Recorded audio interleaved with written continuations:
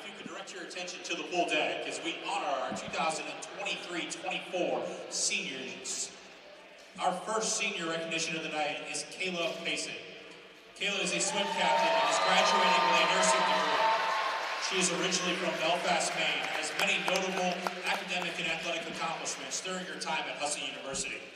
Kayla made President's List her freshman and senior year and made Dean's List sophomore and junior year. Kayla first started swimming when she was 8 years old, beginning her career as a backstroker, breaststroker, and sprinter, and ending her swimming career as a flyer and distance swimmer.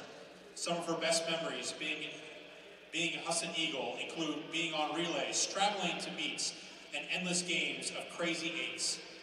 After college, Kayla hopes to work as a maternity and pediatric nurse in Maine.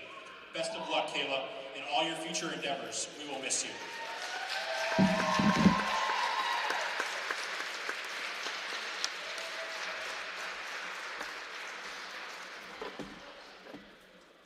Up next is Benjamin Carusi. From New Bedford, Mass., Ben is a swim captain and is graduating with a criminal justice degree. Throughout his tenure at Husson, Ben made the honors list twice and the president's list last semester. Not only are his academic achievements stellar, but this past Tuesday, Ben was selected to start pre-hiring processes for the Department of Homeland Security. Starting his swimming career at IMR at 11 years old, Ben is ending his career as a breaststroker, flyer, and freestyler. Some of Ben's most cherished memories are Christmas practice, long and fun weekends at Maine State Invited, and Taco Tuesdays. After graduation, Ben's dream is to work as a federal criminal investigator. Congratulations, Ben, on all of your achievements. You will be missed.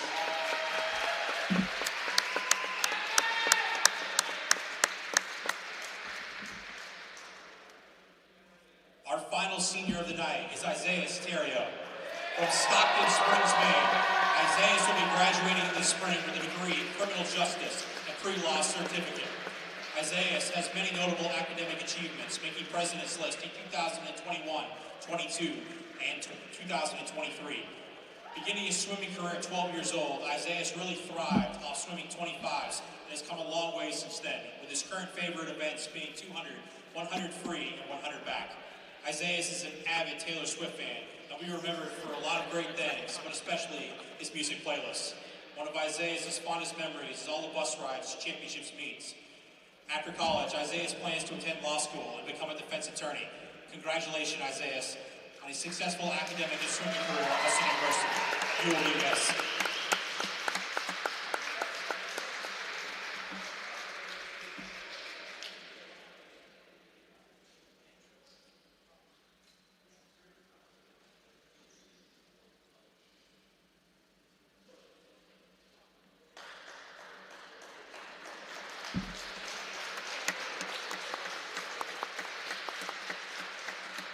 Congratulations to all our graduating seniors, Kayla, Ben, and Isaiah, as well as our two graduate students, Spencer Burnett and Hannah Suter.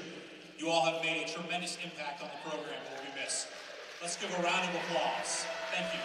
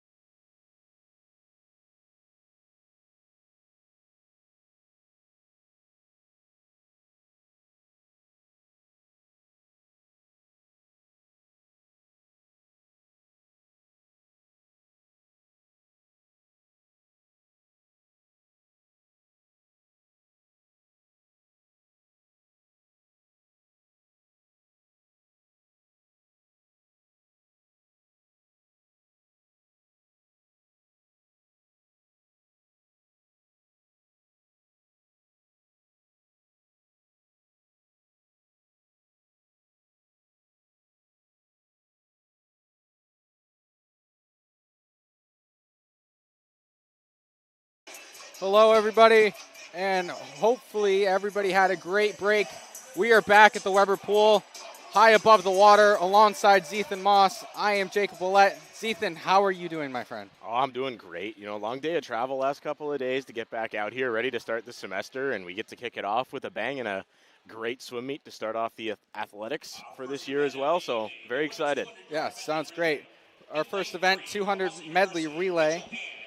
Husson University has lane 3 with Rachel Aaron Madden, Hannah Suter, and Mia Winslow. St. Joe's in lane 4 has Elise Susi, Berkeley Hutchins, Brianna Letourneau, and Kylie Matthews. And Husson University has lane 5 with Mackenzie Gray, Grace Rochello, Kat Christensen, and Aura Morin.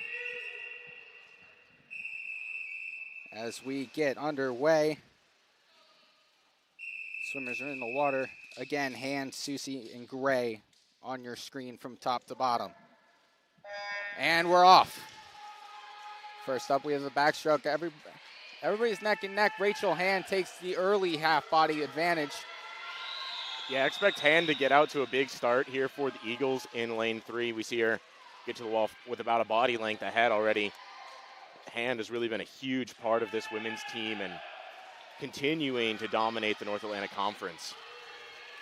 Hand's going to hand off to Madden, Susie to Hutchins, and Gray to Rochello. Madden's in the water for the Eagles. Hutchins and Rochello to follow. Starting 29:35 for Hand, just letting in under 30 seconds. A great sign when you start off the year like this. You've had a couple of weeks off and you're trying to settle back into that training routine. Being able to slide under 30 seconds in the backstroke, good signs for her. Madden already having that, keeping that advantage. But Hutchins coming around. Madden to Suter, Hutchins to Letourneau, and Rochello to Christensen. Suter and Letourneau into the water. Long underwater for Letourneau, but it pays off. The Monks take a little bit of an advantage in lane 4. It's going to be neck and neck between these two. Dead even on the wall. Well, it'll come down to Winslow anchoring for the Eagles and Matthews for the Monks.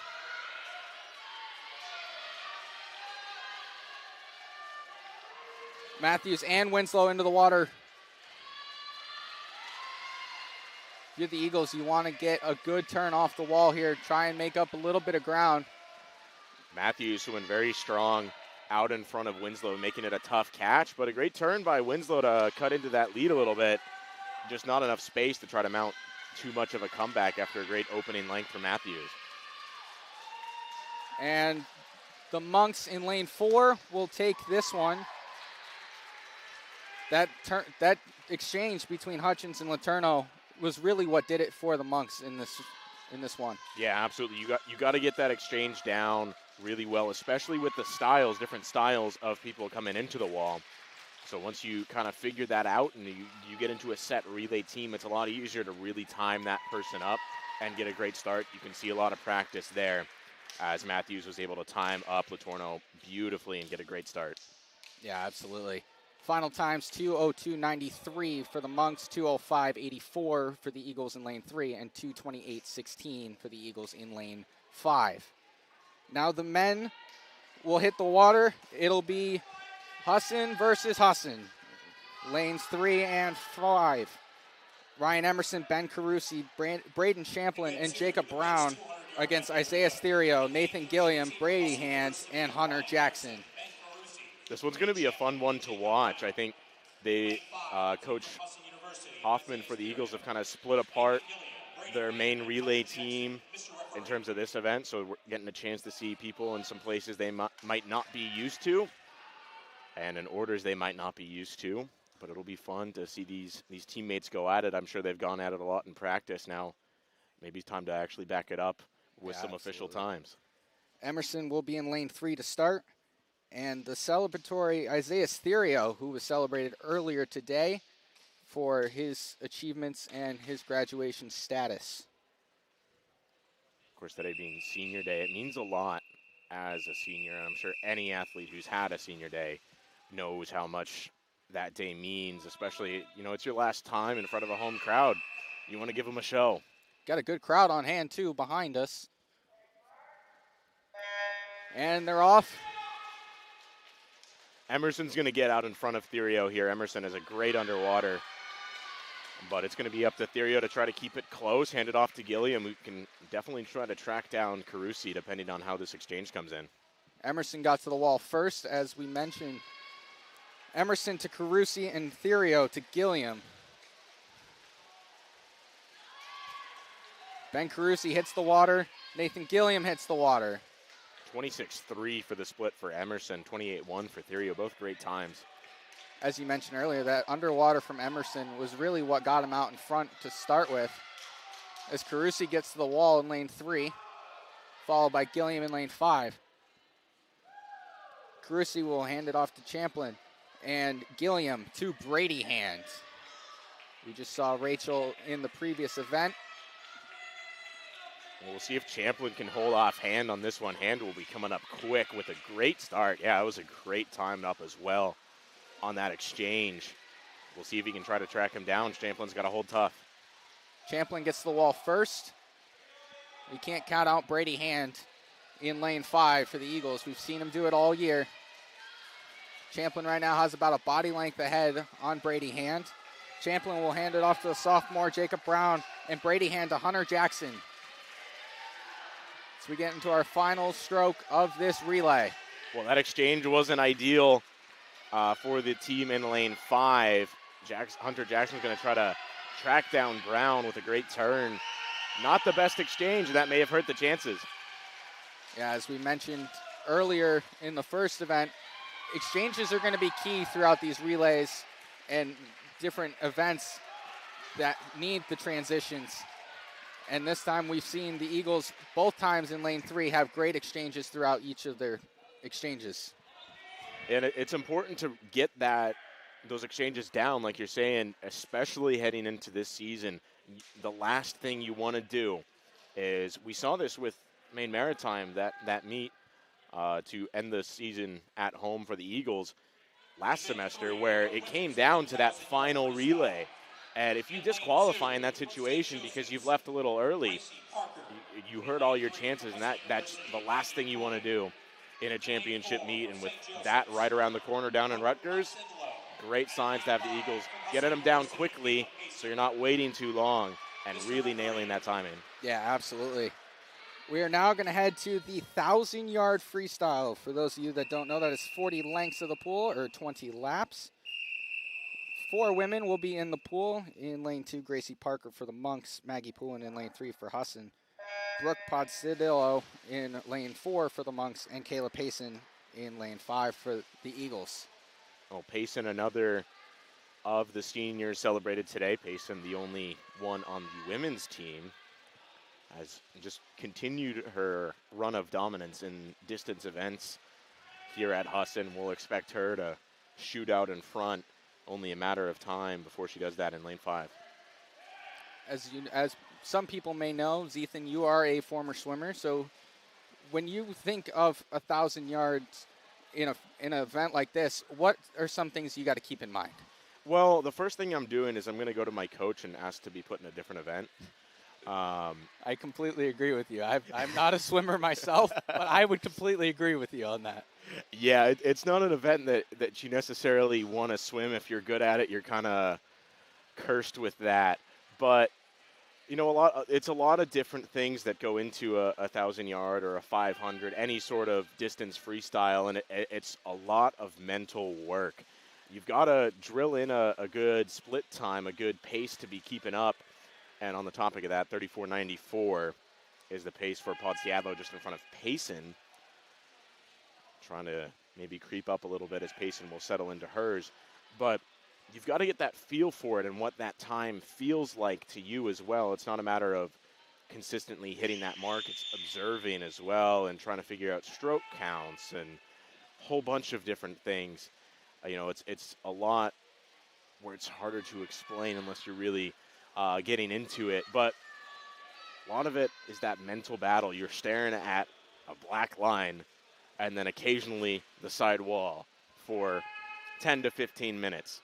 You got a lot to think about, and you got to keep your mind on the race. Don't let your mind wander, and keep that technique good. Exactly. We see at the far end of your screens here, there's each teammate. They have a little board with some numbers on it to try and keep encouraging their teammates, showing how many lengths they have completed, and just a little mental reset per se to get that, to know, oh, I'm here, I got this many more to go.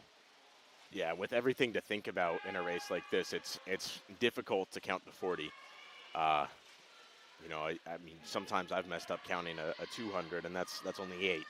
So, a lot of times those teammates can help a lot, and there's a little bit of a secret language with the counting boards, in that you shake them up and down, you're off the pace, you're under that pace, you need to pick it up.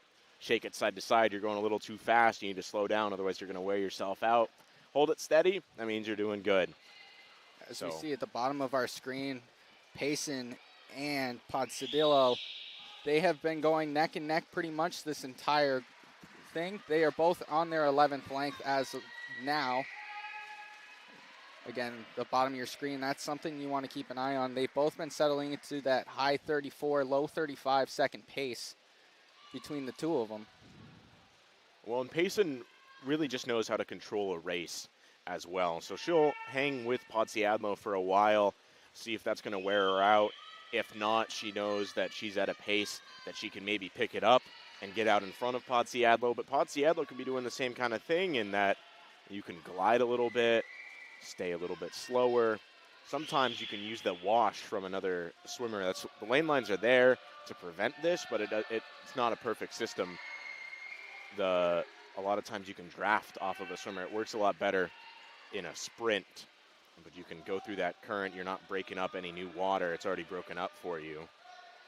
So that's another thing that Podsiadlo could be doing with Payson. She swims really close to a lane line.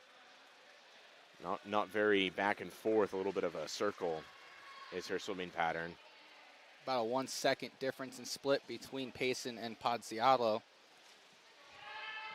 in lanes 4 and 5. Like I said, Payson sometimes just needs to feel it out and get in command of that race, and then off she goes and starting to pick up the pace here. Currently, they have completed length 15. One person we haven't mentioned in a while, the freshman Gracie Parker in lane 2.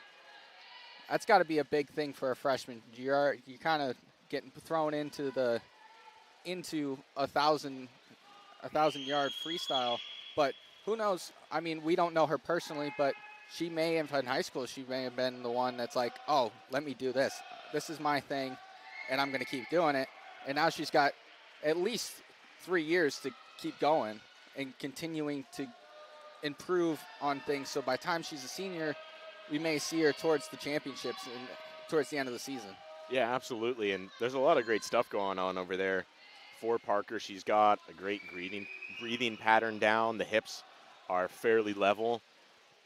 She does have a one-beat kick, though, and that's going to hurt the arms later. They're going to come back to bite her as this race goes on. Got to keep those legs really moving. That helps with the hips. Keep the hips up. You'll wear yourself out a lot less. See the difference between, say, Parker or Poulin out of the Eagles in lane 3 and Payson and Podsiadlo in lanes 4 and 5. We see the difference in the kicks, and that's really the difference in where they are in the race. Yeah, as both Payson and Podsiadlo are both upperclassmen, specifically seniors, while Parker and Poulin in lanes 2 and 3, they're underclassmen. So you kind of see that they're not towards the top with Payson and Podsiadlo because they're not as experienced with this. Yeah, and a lot of times, you have a lot of experience in high school, and that doesn't always translate to the college level. There's a lot of different intricacies between the two, and sometimes you just got to adjust to that new team, that new environment, and get familiar with it before you really start settling into routines that you may have had in high school with certain races. I know for me, it was a little bit of a struggle to transition between high school and here in sprinting. Not that I was ever very good at sprinting, unless it was butterfly. but this was more my kind of event in the 1,000 or the 500, unfortunately. But a race like this, you've got to feel comfortable swimming it, and that's a big thing. Yeah, as we get a little over halfway between all four swimmers, all at about 7. We are so far 7 minutes into this event. As you mentioned earlier with Payson, she is now getting ahead on Pozziallo. It's about a body and a half, 2 body lengths ahead now, as we see her starting to kind of kick it into gear per se to try and finish this one off. I will say Pozziallo hit a 36:37 for her split. Payson was 36:58. So they're right around the same pace. Pozziallo maybe a little bit faster, trying to make up some ground on Payson. That arm tempo has definitely stepped up for Pozziallo. So we see Payson and Pozziallo on their 26th, close to 27th length. Parker is on her 26th, and Poulin on her 25th there in lane 3.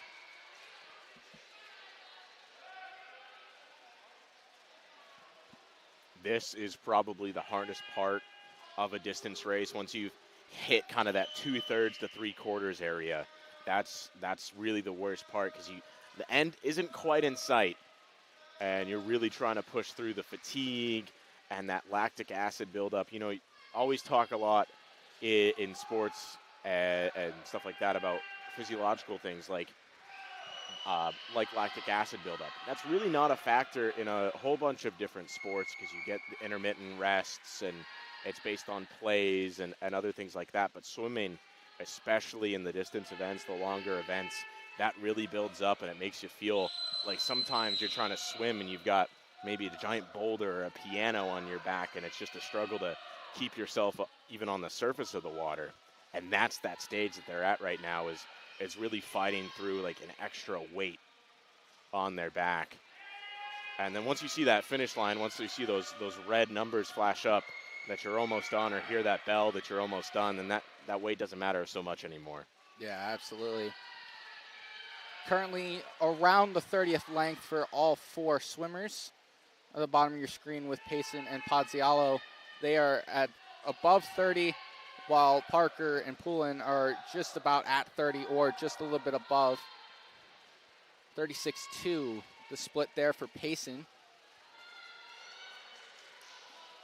37-5-1, the split for Pozziallo in lane 4.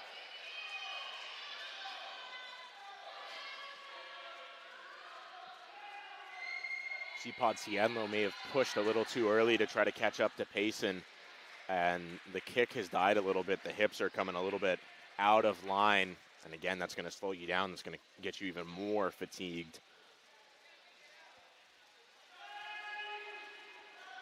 As we mentioned earlier, with the 1-beat kick for Parker, it's still going strong. I would think that she can try and keep that up, but as you mentioned earlier, 1-beat kicks, distance race, it's not really your best friend in this sort of situation. No, because, I mean, at the end of the day, the muscles in your legs are bigger muscles, and they're stronger, they're more enduring than your arms and shoulders, especially. And especially because, you're not meant to swim for that long, really ever. But for whatever reason, humans have decided to make swimming back and forth a sport. I mean, hats off to anybody that wants to jump into the water and swim for 15 minutes straight. I know I couldn't do it. That's why I'm sitting above the water and not in the water. I'll wait till you hear how long practices can be. Sometimes you would have 2 or 3 hour practices, where I remember a couple of times in high school we would be, all right, let's warm up. And then today's practice will be dive off the blocks, and we'll tell you when to stop. Oh. And sometimes that would be the full 2 hours. Yeah.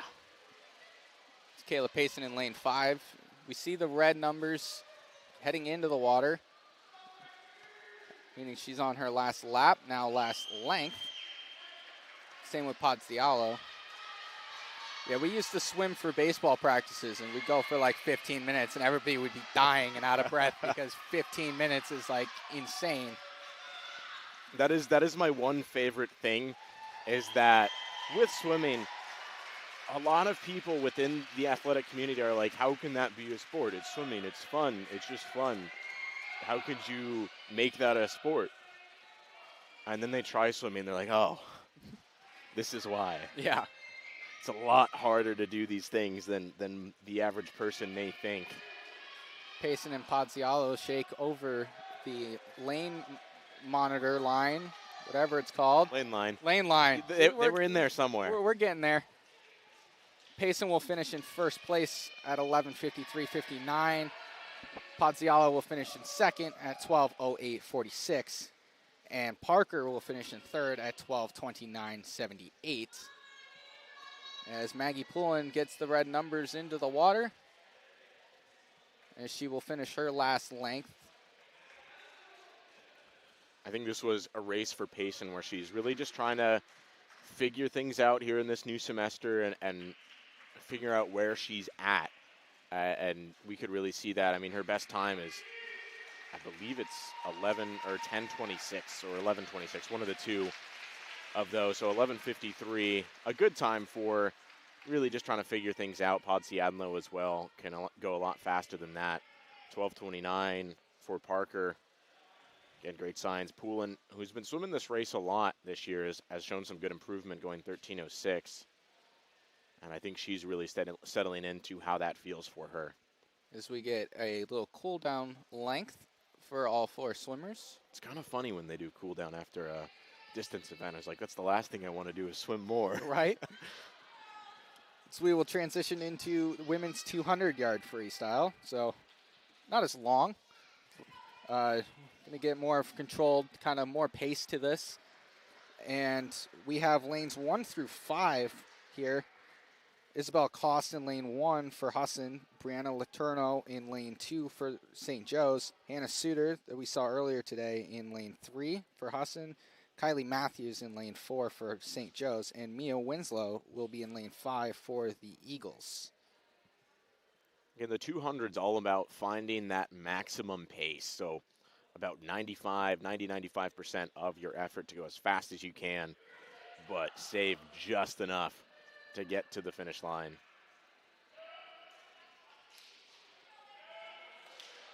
Here's on my little cheat sheet here. We got 8 lengths of the pool, 4 laps. Still getting adjusted into the swimming mindset, having not covered it as much. It's not easy to pick up unless you're actually swimming. You know, it's one of those things. I have friends that swim. It's like they swim in college, but I never did it. It was not my thing. It's one of those things you have to learn so much about the sport to understand that so many people will just not put that effort forth. But when you really understand the sport, it becomes so much cooler. As we got the whistle being blown, all 5 women up on the blocks. And we are off again. Again, top to bottom of your screen, Cost, Letourneau, Suter, Matthews, Winslow from top to bottom. It's currently, Kylie Matthews has the early advantage over there in lane 4. She gets the wall first.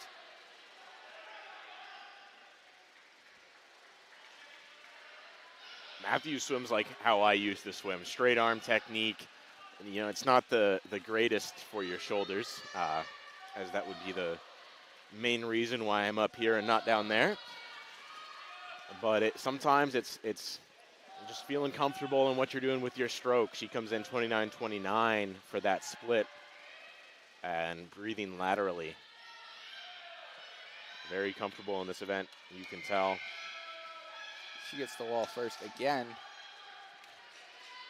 followed by Winslow in lane 5.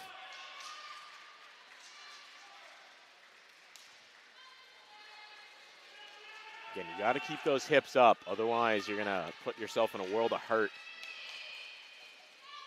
Winslow gets the wall 35.61, 35.90 in lane 3 for Suter, 35.99 for Letourneau, and 38.67 for Cost in lane 1.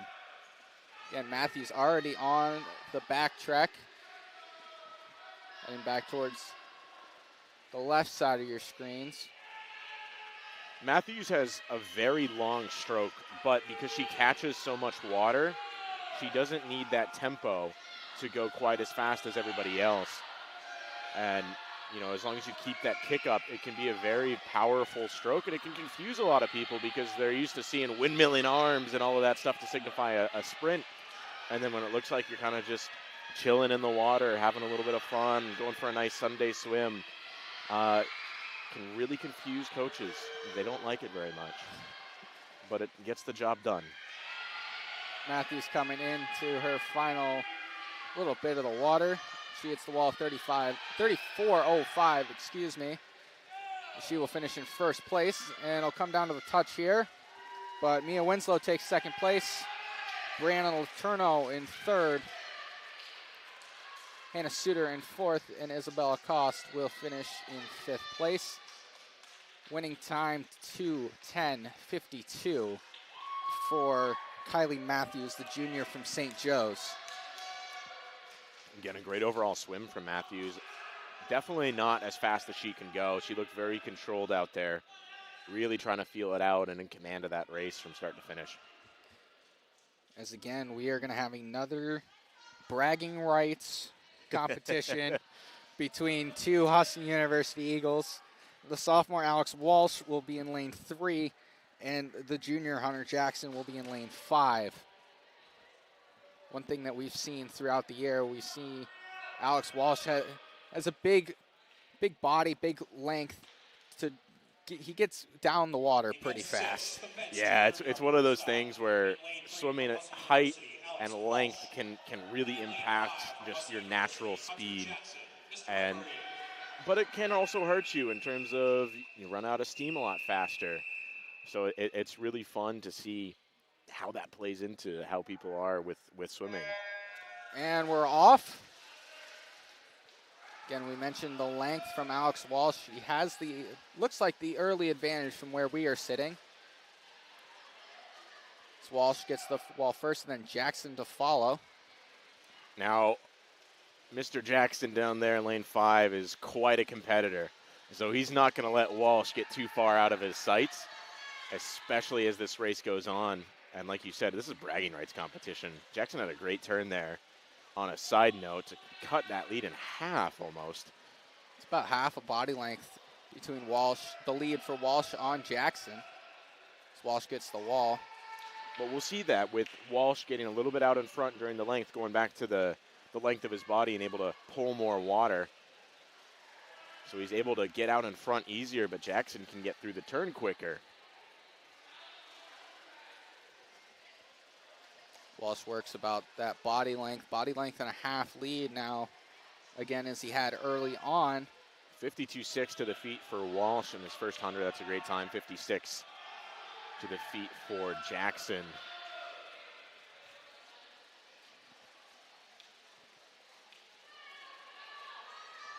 It's Walsh coming in. He's now extending that lead to about 2.5 body lengths.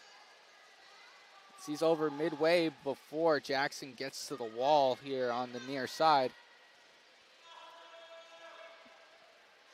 As Walsh gets to the wall on the top side of your screen. As Jackson will get to the wall on the bottom side of your screen. Walsh gets to the wall 29-26, his final split, as he will take first place with a time of 1:50.73. And Hunter Jackson gets the wall 33-24, his final split, with his final time being 2:02.16. And Walsh has been flirting with that 149 for a while now. He's going to get it very soon, very close. Especially with comp season, you put on those tech suits, you feel a lot faster. Something about them. I don't even know if they work all that well to do what they say they do. You just feel a lot faster when you wear it. As now we move into 100-yard backstroke now. Elise Susi in lane 2 for the Monks. Rachel Hand in lane 3 for the Eagles. Berkeley Hutchins, the freshman, in lane 4 for the Monks, and Grace Rochello will be in lane 5 for the Husson Eagles. And in lane 5 from Husson University, Grace Rochello. Mr. Referee. Susie Hand, Hutchins, Rochello, top to bottom of your screen. As we hop into the water, well, not us, but the swimmers will hop into the water.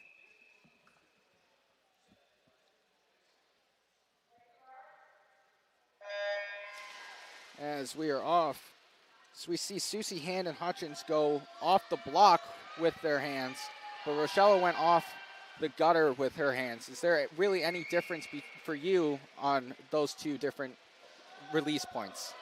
Sometimes it's just a matter of comfortability. If you're a little bit smaller as well, trying to get all the way up to the handles can be a little bit too much in terms of like you're stretching yourself out, you're going to lose a lot of power.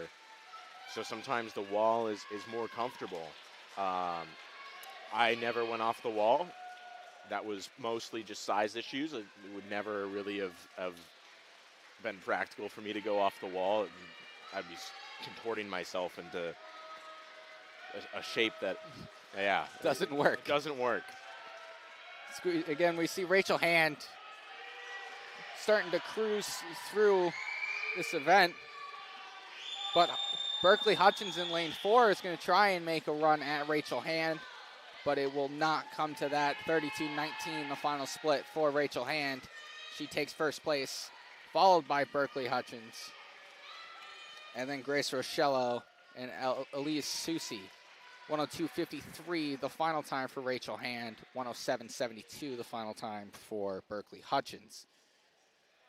So again, we see Rachel Hand. She gets out in front early, and she does not look back. No, and she's been dominant all year for the Eagles. Coming in for Coach Hoffman has been a big piece. And again, this is a team that's looking to win 4 straight coming in February on the women's side. The men looking to add their, I believe, their second title in 4 years. So Hand will be a big part of that piece. And on the men's side, Brady will be a big one as well. As you mentioned, Brady Hand, he will be in lane 5 with Isaiah Stereo in lane 3. These two will go, again, 4 lengths of the pool on the backstroke.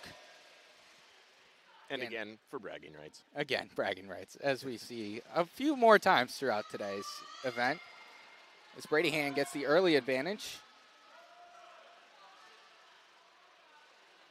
Stereo gets the wall after.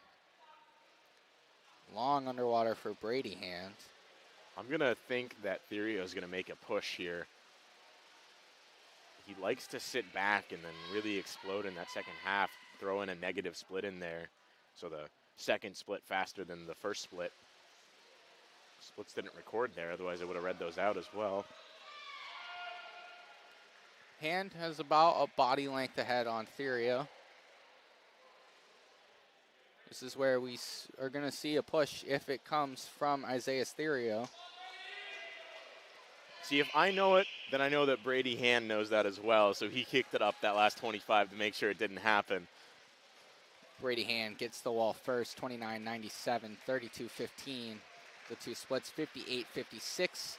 The final time for Brady Hand, 102.59. The final time for Isaiah Stereo.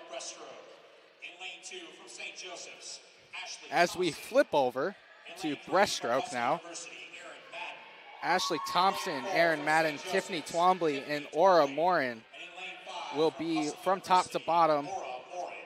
Thompson from St. Joe's, Madden from Husson, Twombly from St. Joe's, and Morin from Husson. So we see everybody get up onto the blocks. The buzzer goes, we are in the water. Bunch of long underwaters there. Almost everybody got about halfway down the length of the pool before coming up. Breaststroke is a weird one because it has those different set of rules for the underwaters. You can go as far as you want, but you only have the use of that one pull out and that one dolphin kick underwater. So it's all about how you use it and how much power you can get out of that one underwater move. before coming up.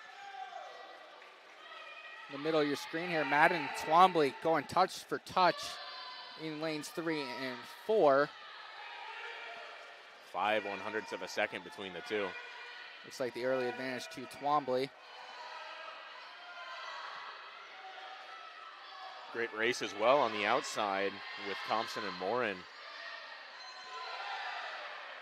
Morin, the only underclassman in the water right now as a freshman.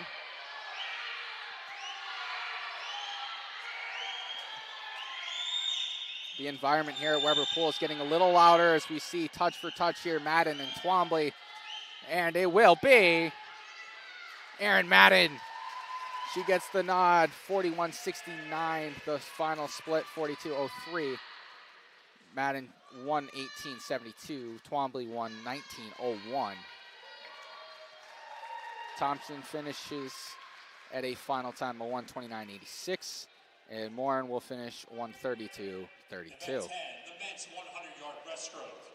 In lane 3 from Husson University, Nathan Gilliam. We have our first 1v1 from different schools. We have seen bragging rights. Now this is for scoreboard rights. Nathan Gilliam, the junior from Husson University, will be in lane 3, and Zachary Creekmore, the junior from St. Joe's, in lane 4. This is the fun part of these dual meets, is you can get duels between one school and another in one event. So that can be a lot of fun, and that can be a lot of reason to get really hyped for a race that may not get a whole lot of support from the rest of the crowd, but the teams will love it. Gilliam gets the early advantage off the wall first. We are in a 100-yard breaststroke between these two juniors. Gilliam working about a body length ahead on Creekmore. Gilliam gets the wall, and then Creekmore to follow.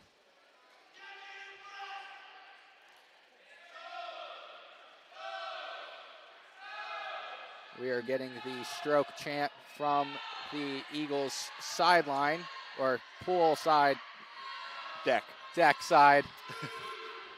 I'll get it eventually. We'll get it someday, right? Someday. Gilliam. Got time. Gilliam is about a body length and a half now on Zachary Creekmore. Creekmore had a great turn after that first 50 and cut into Gilliam's advantage a little bit, but Gilliam able to stay strong and hold on for a victory. 38-53 and 41-34 the final splits for these two. 112-34 for Gilliam and 117-2 for Creekmore. So we'll chalk up one tally for the Eagles in terms of the head-to-head. The dual. Sounds good to me. Dual duels? Dual duels? Dual duels. You know, sometimes it's really hard to come up with stuff to talk about. Duel of the fates? Duel of the lengths? As we move into butterfly, 3 participants here. Emma Westgate from St. Joe's in lane 2, Kat Christensen in lane 3 for Husson, and Gracie Parker, who we saw in the 1,000-yard freestyle, will be in lane 4. Butterfly, the stroke that Michael Phelps made famous. Yeah, really, and this 200 was his event as well, and really kind of trademarking that as the stroke of swimming. You know, for Phelps, a lot of his dominance came from the walls, and I think that really just shows how important it is to be good at walls. And for anybody who may be a swimmer listening at home and maybe watching an older sibling compete today, listen to your coaches when they tell you to work on your underwaters. They're very, very important, and especially in this race, because the more time you spend underwater, the less time you're spending swimming butterfly, and that's always a win. Always a win. This is a very difficult stroke to master. It just shows how when you watch Olympic swimming, how fast these men and women are going down the water. In a bigger pool, it's very fun to watch. As Gracie Parker with a strong showing, coming off a 1,000-yard freestyle. She has the early advantage, 42-63 her split. That's a tough schedule to try to pull off in this meet, and you had about probably a 15-minute turnaround between your 1,000 and then a 200 butterfly. Yeah. Yeesh. That's got to suck a little bit. And especially with a 200 fly, this is also my event. It is just so physically demanding, the stroke of butterfly, and to stretch it out over 200 yards is so hard to do without specialty training to, again, really figure out that pace. And this is where it kind of differs. A 200 butterfly is hands down something that you have to game plan. You have to try to pace it at a certain point. Otherwise, you're going to end up looking like you might get a lifeguard in the water towards the end of it. I mean, you'll be fine, but the lifeguard might get a little concerned. Multiple different body parts are moving in multiple different directions. Occasionally broken up by a face that's trying to take a breath, and it really isn't working. Because, again, that's that piano on your back kind of feeling. Right. As Gracie Parker is going to close out this one, final split of 42.94, with her final time being 2:43.98. At this point in a race with the 200 fly, I mean, you start to see shoulders turn purple because of just blood flow and all that fun stuff. And I got to tell you, the hardest thing, the heaviest thing you will ever lift is your arms after a 200-yard freestyle or butterfly. Those things will feel ridiculously heavy for no reason. Especially because you're going to have the water. You got to bring your arms out of the water to get them over the water for each stroke. And it just seems taxing from up here. You get tired watching it.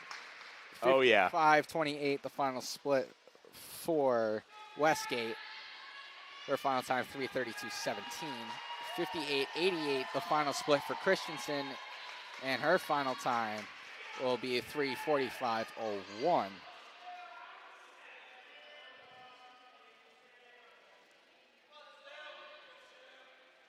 Duel number 2. As we move into 200-yard butterfly. In lane 4, it'll be Lucas Fendel, the sophomore from St. Joe's, and in lane, looks like 3, will be Sam Pizer, the sophomore from Husson University. And we're off again. So Fendel's in a tech suit, which tells me that he's swimming this to try to qualify for a time or a certain meet, be it ECACs or another regional competition within the NCAA. He's swimming this to qualify for something. And it's really showing. He is cruising. Making it look easy so far, but see how that holds up. 28.96 it's a hard pace to try to open up on, a hard pace to try to stick with. 32.25, that's a nice home for Pizer to be settling into on an opening leg. You really, unless you can really hold it and your comfortable pace is around a 30 in butterfly, you don't want to open up anything lower than a 28. Right. It's very difficult to try and just bounce off of that. And it's like, oh, I went here. I went really fast here. As we see, pace went down to 33.87, the split there for Fendel.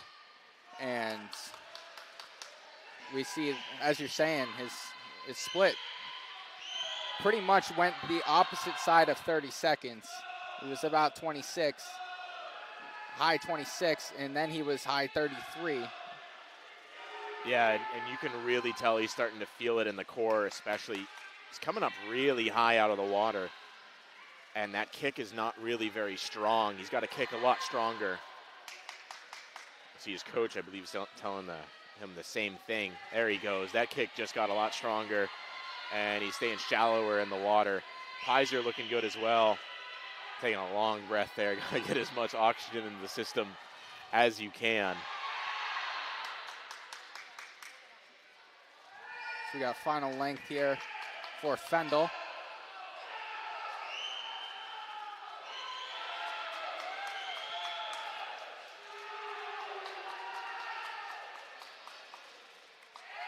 .35.54, final split there for his final time, 2:15.62.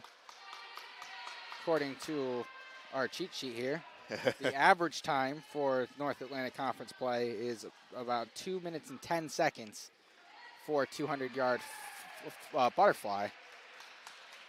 So a little slower than average, but a good showing first event coming out of the break. Yeah, absolutely. And the 200 fly, you know, when I was making the sheet, I was kind of guessing based on what I've seen. And a lot of times, if you're swimming the 200 fly, you know what you're doing and you know what you're getting yourself into. You're not just swimming that just to swim it. So that's one of those ones where the average time might be a little skewed. Now we are going to fly 50 yards freestyle. Aurora Morin in lane 1, Berkeley Hutchins in lane 2, Mackenzie Gray in lane 3, Kylie Matthews in lane 4, and Isabella Costa in lane 5, and we are off. Not a whole lot of time to get stuff in now. Kylie Matthews looks to be a scratch for this event. So we have 4 freshmen in the water. Hutchins has the early advantage, about a body length on Gray, and she will take it 27 flat. 30.01 for Gray, 31.53 for Morin, and 32.89 for Cost. Good swim from the freshman in Hutchins, 27 flat. Looks great the whole way. Had a great controlled turn, able to stay underwater for a little bit, and great breath control. 27 is a great time. Bragging rights race number 3. Jacob Brown and Braden Champling, the sophomores, will be It's a three-way bragging race. Three-way bragging race. Ben like Carusi. Ben Carusi, yeah, is in lane 4.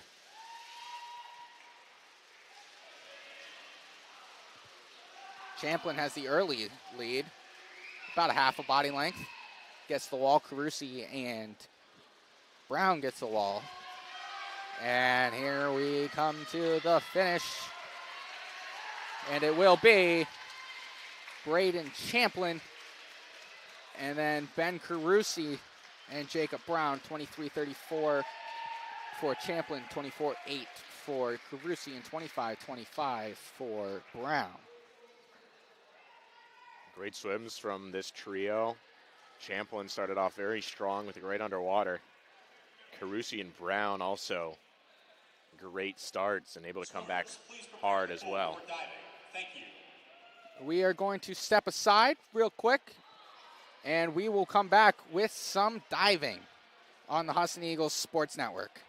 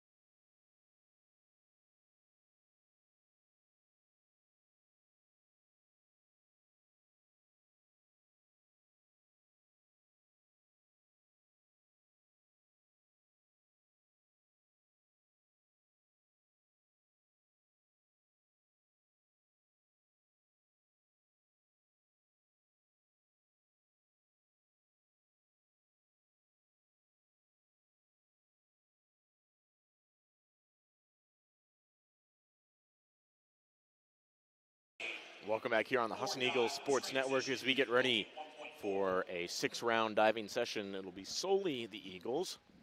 Starting off with Lily Butler. Her first dive will be a 101A, difficulty 1.4, forward dive from the straight position.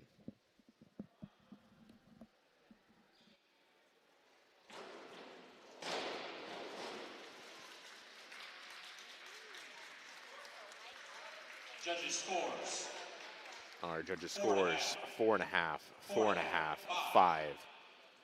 Our second diver. Next diver is Riley Mahoney, doing a 102A, difficulty 1.6, forward 1 somersault from the straight position.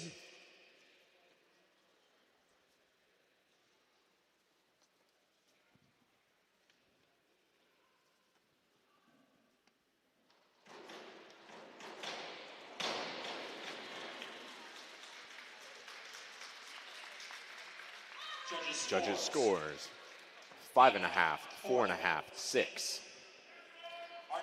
Next diver is Spencer Burnett, 103B, 1.7, forward 1.5 somersaults from the pike position.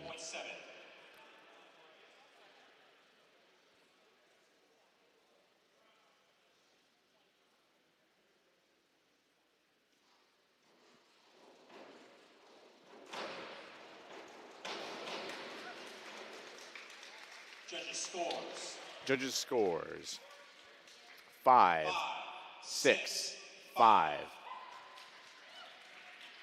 Next diver is Matt Steves. He'll be doing a 201B, difficulty 1.6, back dive from the pike position.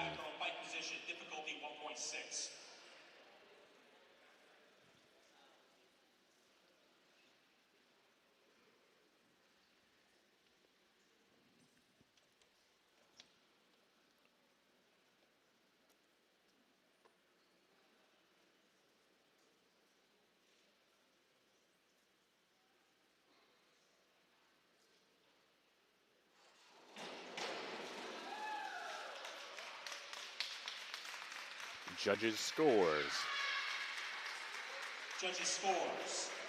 5.5, 6, 5. Second round of diving with Lily Butler, 202A, difficulty 1.7, backward 1 somersault from the straight position.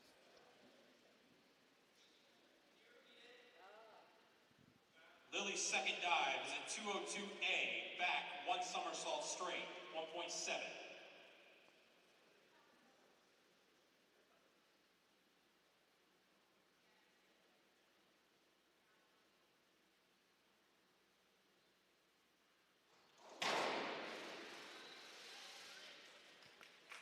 Judges scores 4.5, 4.5, 5.5. Riley's second dive is 5122D, difficulty 1.9, forward 1 somersault, 1 twist from the free position.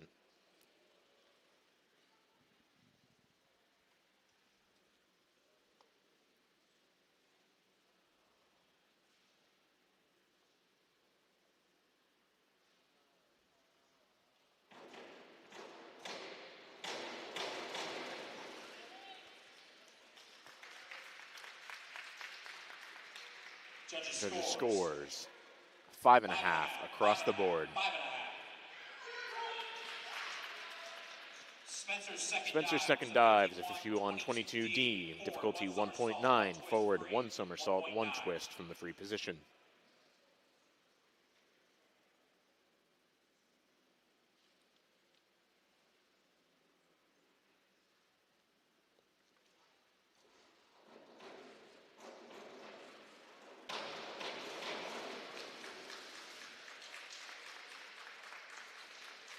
Judges scores 5, 6, 5. Matt's second dive is a 301B, difficulty 1.7, reverse dive from the pike position.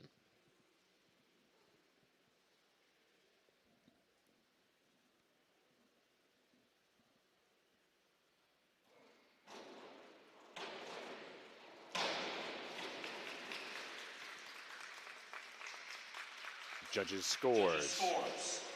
4, 4.5, 4. Kicking off the third round, Lily Butler will do a 52-21D, difficulty 1.7, back 1 somersault, 1 half twist from the free position.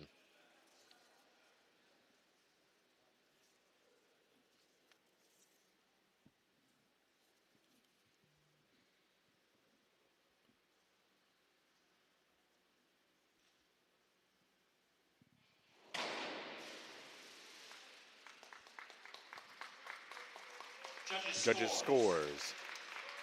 4, 4.5, 4. Riley's third dive is a 302B, difficulty 1.7, reverse 1 somersault from the pike position.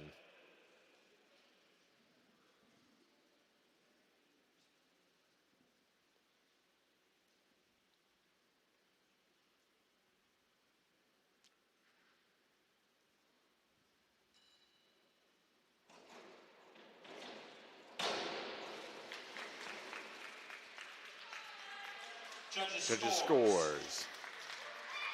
5, 6.5, 5.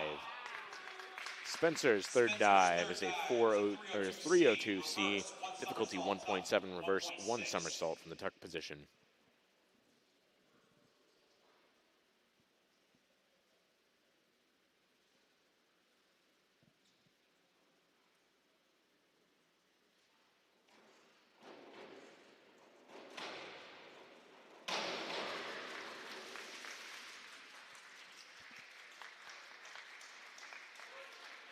Judges scores. 4, 4.5, 6. Matt's third dive is a 402C. Matt's third dive is a 402C, difficulty 1.6, inward 1 somersault from the tuck position.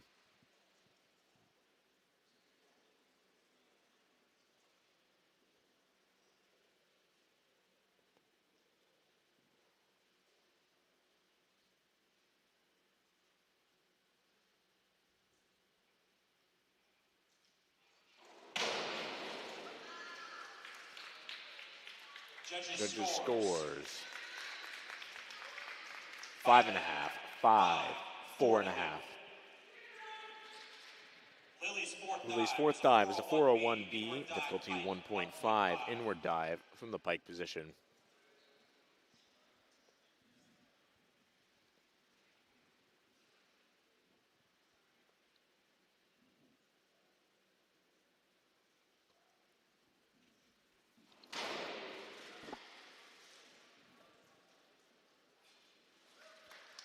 Judges scores. 5, 5, 4.5. Riley's fourth dive is 201A, difficulty 1.7, back dive from the straight position.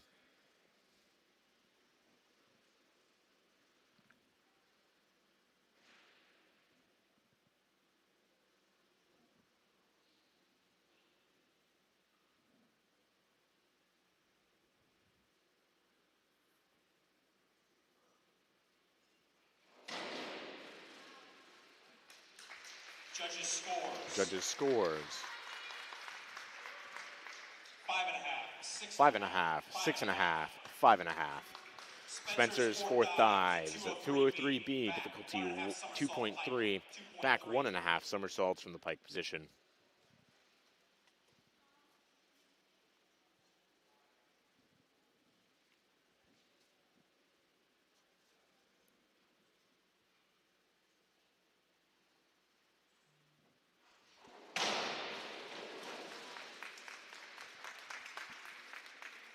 Judges scores. 5.5, 5.5, 5. Matt's fourth dive is a 51-22D, difficulty 1.9, forward 1 somersault, 1 twist from the free position.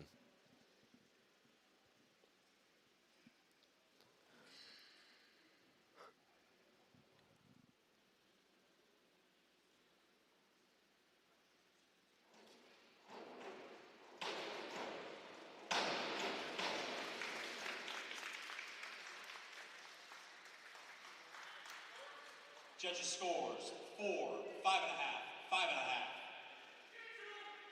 Lily's fifth and final dive. Lily's fifth and final dive here in this round of 5 is a 301A, difficulty 1.8, reverse dive from the straight position.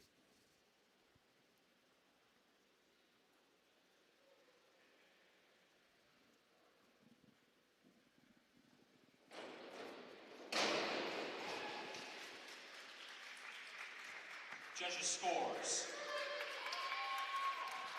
Judges scores. 3, 2.5, 3.5.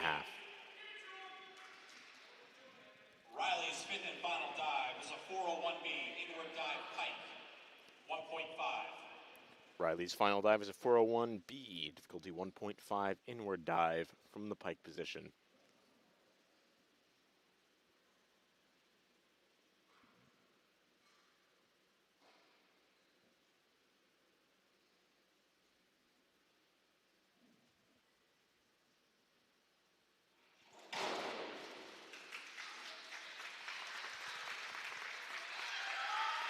Judges scores 6.5, 4.5, 5.5. Spencer's final dive is a 401B, difficulty 1.5, inward dive from the pike position.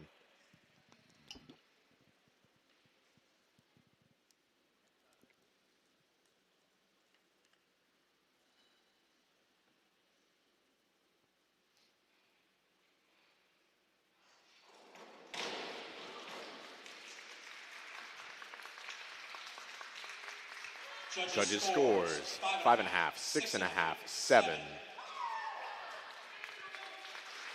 Matt's final dive is a 103B, difficulty 1.7, forward 1.5 somersault from the pike position.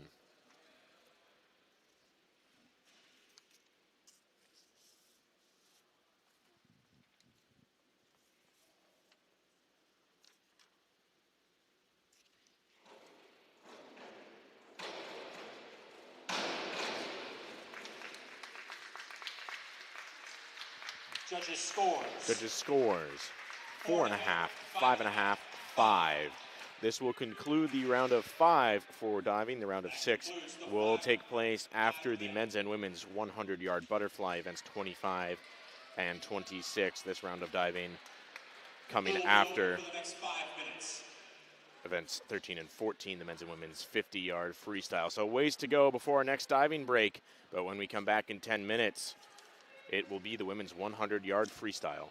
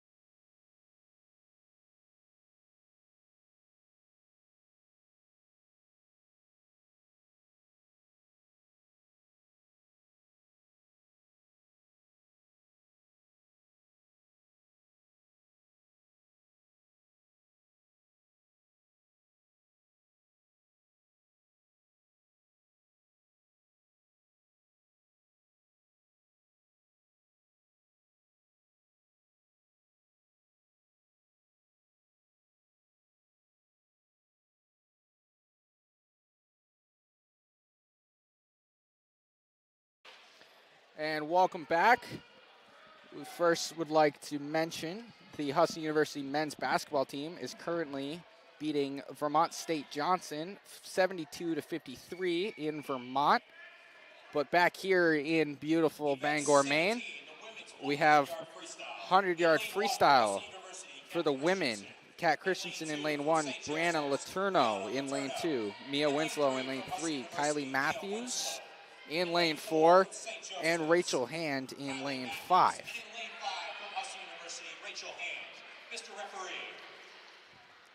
All these swimmers have had a good break from the diving portion, our first diving segment of the day. So everybody should be as fresh as they can be. And we are off for part 2 of our swimming events for today. And Rachel Hand has an early advantage in lane 5 at the bottom of your screen. Again, from top to bottom, Christensen, Letourneau, Winslow, Matthews, Hand is your top to bottom of your screen. Matthews and Hand going neck and neck. 27-86, 27-9, the two splits for Hand and Matthews respectively. Matthews had Hand a little bit out in front heading into that wall, but Hand just got over the top quickly and was able to shoot off that wall. Now just a little bit out in front of Matthews is going to be a good finish. Absolutely, as Hand and Matthews about halfway through the length, and it will be Rachel Hand, 29.92, Matthews 30.73, Letourneau 32.20, and then Winslow will finish in 4th, and Kat Christensen will follow up in 5th. Rachel Hand wins it, 57.78, but Matthews, great showing, 58.63. Yeah, absolutely. Matthews was in good control of that race to start off, had a great start, got out in front a little bit of Hand, and then Hand worked her magic and gets back out in front. Yeah, absolutely. So now we will transition to men's 100-yard freestyle. This will be a 3-way bragging rights battle, as we coined earlier today. That is our saying now. Pizer, Therio, Emerson from top to bottom, 1, 3, and 5. And currently, it looks like Isaiah Therio in lane 3 has the early advantage over Ryan Emerson and Sam Pizer. But this is a trio that they will all kick it into in full gear when they need to. Yeah, absolutely. They've made a lot of noise in the North Atlantic Conference this year, especially with Pizer. You know, had a fantastic year and really dropping a lot of time. Emerson right up there at the top, able to go toe-to-toe with a lot of the boys from MMA and win a lot of those races. Therio has been a great piece as well, able to really round out some of the depth on the relays for the Eagles. Will be Isaiah Therio finishing in first place, 27.77. Emerson's split was faster in that second split, but will come in second at 54.01. Therio 53.35 and Pizer 54.75. Emerson was doing something there. I don't know exactly what, but he was trying to figure something out, or maybe letting Therio get the win on senior day. But Emerson trying to do something definitely could have gone a lot faster than 54. We can see him go 47s, 48s. The exchange between Therio and Emerson, it looked like he gave it to him. Yeah. On the senior day. We have mixed 200-yard backstroke. So a lot of times when it's a longer event and you only have one or two on each side, or maybe just one of the men like we're seeing here, slide them into the other heat and cut down on some time. So with this 200 backstroke, Jacob Brown being the only entrant on the men's side, we'll just get combined in with the women. From top to bottom of your screen, Jacob Brown in lane 1, Brooke Pozziallo in lane 2, Aaron Madden in lane 3, Elise Susi in lane 4, and Isabella Cost in lane 5.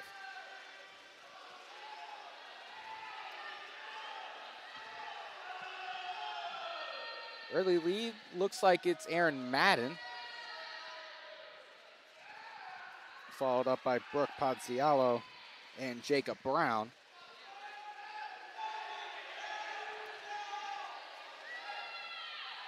Teammates having a lot of fun with Brown there on the outside. Madden's going to hit the wall first at 35.09. Brown close behind her at 35.2. Sometimes being in the outside lane is not where you want to be, because you're just going to get, a lot of flack from your teammates, and maybe some good-spirited flack like we're seeing here. But it's all in good fun. Backstroke's one of those ones that you're seeing all your teammates on the pool deck. Oh, that's why they're doing it. And they're just screaming at you.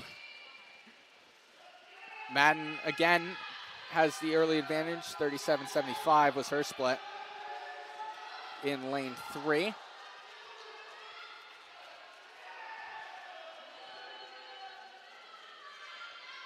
been a good showing from Pozziallo and Susi as well, hanging tough with Madden, hanging tough with each other, and pacing this race well. But again, in every single stroke, the single most important thing is hip position and trying to keep those hips higher in the water to cut down on that drag. And we see Pozziallo with some lower hips on that last 50 gave up some room to Susi and allowed Madden to get a little bit further in front. So we don't have the times, but Jacob Brown did have a faster split this time than Aaron Madden. Looks like he has taken the slight advantage over his teammate in lane 3.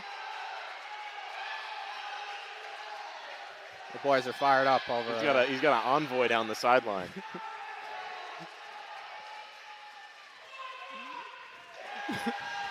Jacob Brown is going to take this 36-8.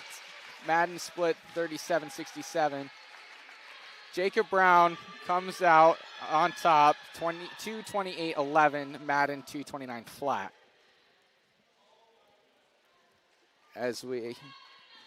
I know the people at home, they couldn't experience that. But if you were in person, that was a moment between all the guys and Jacob Brown there in lane 1 for the Eagles. Well, it just goes to show how tight some of these teams can get.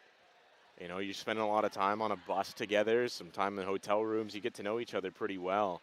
Not to mention you're spending about 2 to 3 hours in some pretty close quarters. Practicing every single day. So you really get to know each other and form a great bond, and it's always fun to see that on display. Exactly. I mean, both of us, we've been college athletes, and we understand that aspect of it. You have actually been in this crew with some of these guys and girls on the pool deck. Me, I'm in the lines of a baseball diamond, so it's not really as similar. But the bus trips, the hotels, it's all the same no matter what sport you're playing. And we are going to move to 200-yard breaststroke, where it will be Ashley Thompson, the senior from St. Joe's in lane 2, Grace Rochelle, the junior from Husson in lane 3, and Berkeley Hutchins, the up-and-coming freshman in lane 4. We've seen Berkeley Hutchins perform pretty well today in all of her events. And it's just another event for her to try and show out and try and just to improve a little bit more. And first meet back from the break. And everybody's been showing pretty well today. Yeah, and it's great signs all around, especially from the Eagles. They look really strong and comfortable in the water.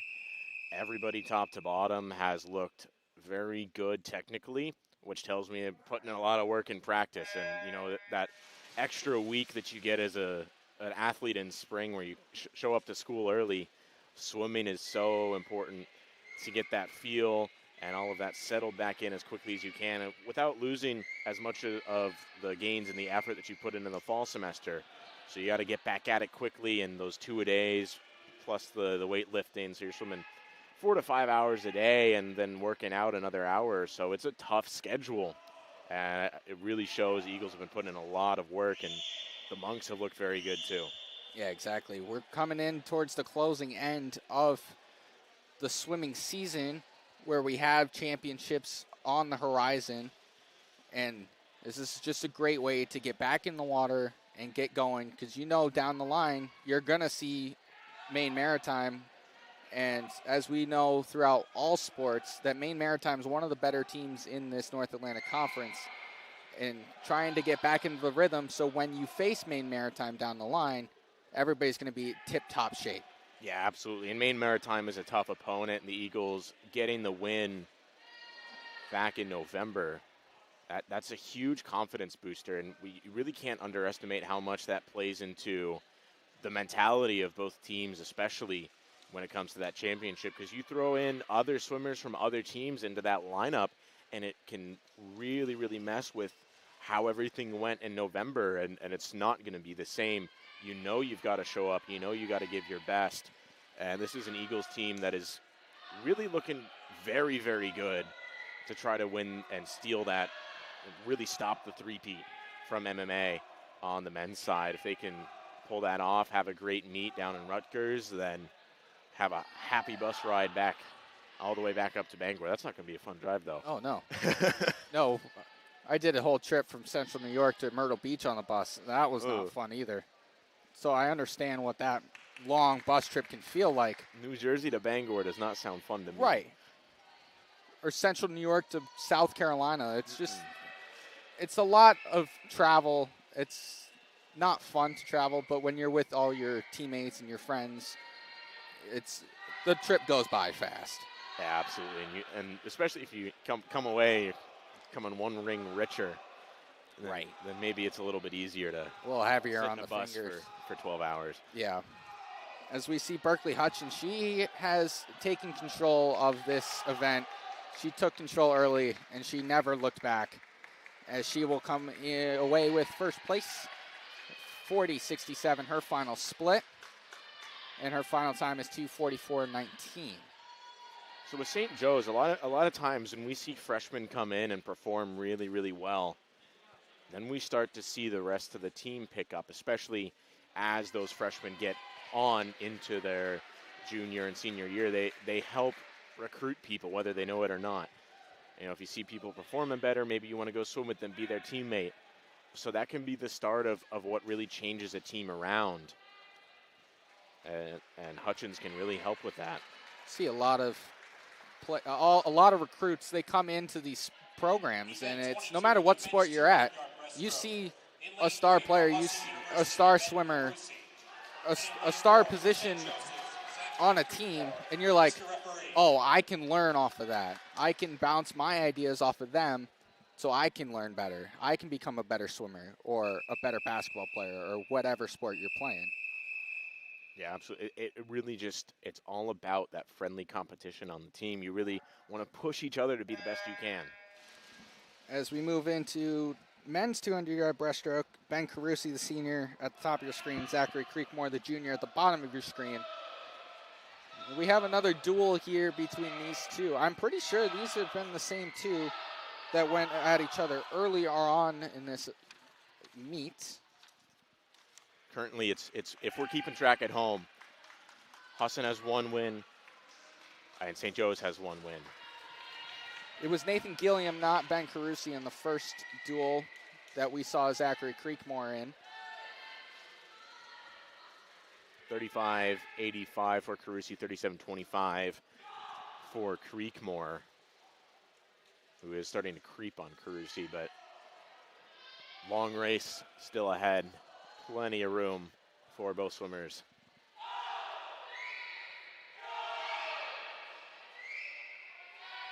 Got the unison screams over there on the far end of lane 3.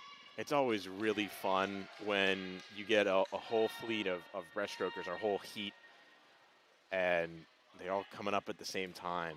And it's just that one giant go followed by nothing. Yeah. It's really funny when it all lines up like that. And swimming is such a fun sport. to be a part of, and you can really tell with, the sideline antics earlier and all that sort of stuff. It's a lot of fun. It's hard not to have fun. I know you and I did a meet earlier in the year where there was like 4 or 5 teams here, and everybody's screaming at the top of their lungs. And every heat was full-length pool, everybody screaming, and just the environment was really cool to see. Yeah. And now you're seeing just team versus team here. It's still a different aspect, different environment, but it's still got the same qualities, even though there's less volume per team. Absolutely. I get what you're saying, and it's so much fun just to be a spectator too, and really feeling that energy from the rest of wherever you're swimming, especially when you get to those bigger meets and you've got 5, 6, 7, 8, 10 or more teams swimming there. Some of those big club meets back in high school, we'd have 20-plus teams and 1,000-plus spectators, and it's just so loud but so much fun. Right, exactly. And Ben Carusi has about 3 body lengths, give or take here, to finish this one off. The final split of 43.71 and a final time of 2:43.59. Creekmore will follow up 47.08, his final split. Will fist bump across the lane line, and his final time 2:53.87. Ben and I have been very tight in our time at Husson. He's been one of my closest friends, and able to swim with him for those first couple of years. I can still beat him in the butterfly, but he will always have me in the backstroke, or not the backstroke, the breaststroke. Yeah, we always love a friendly swimmer v. comment broadcaster little battle there. If you go back and watch this, Ben, I can still beat you in a 50 fly. We may have to show that one out. Might have to suit up for a special event. As we move to women's 500-yard freestyle, top to bottom, Mackenzie Gray, Brooke Podzialo, Kayla Payson, Gracie Parker, and Maggie Poulin.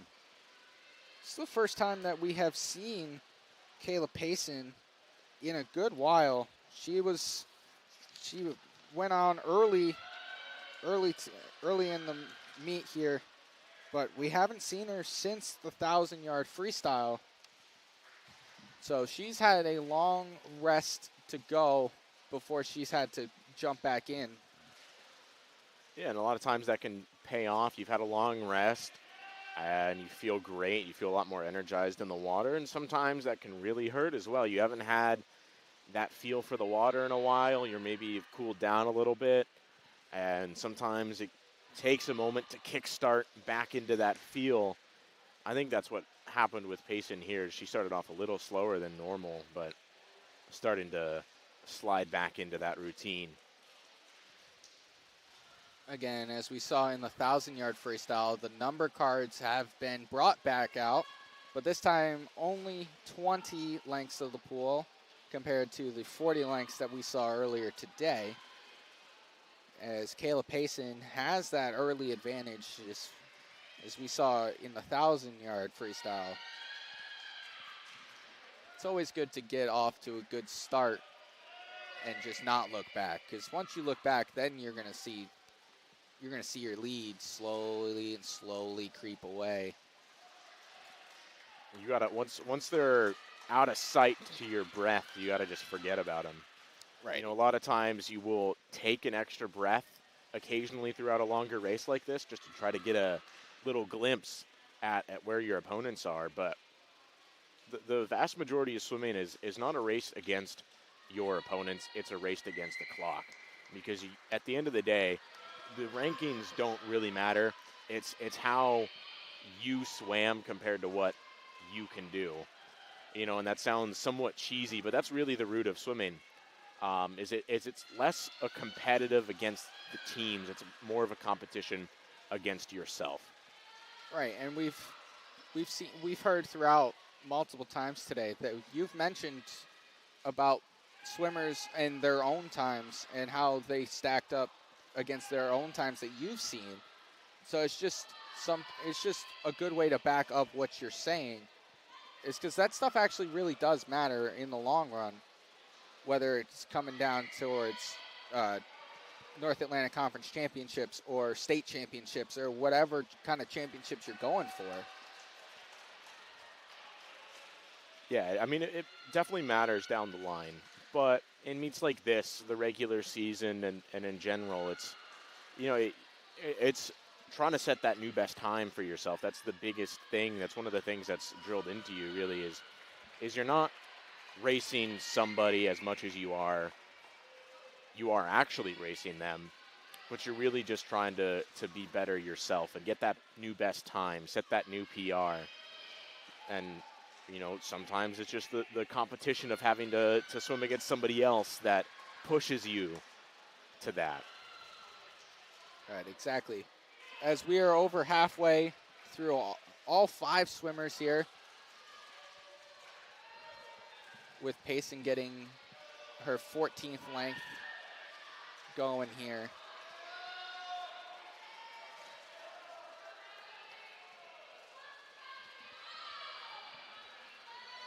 As we look ahead for our 500 freestyle for men, Alex Walsh, Nathan Gilliam currently getting loose on the near side of the pool here, right in front of us, along with them cheering on their teammates throughout this entire race.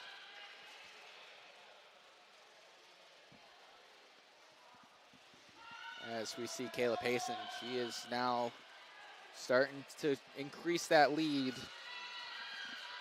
over Brooke Pazziallo.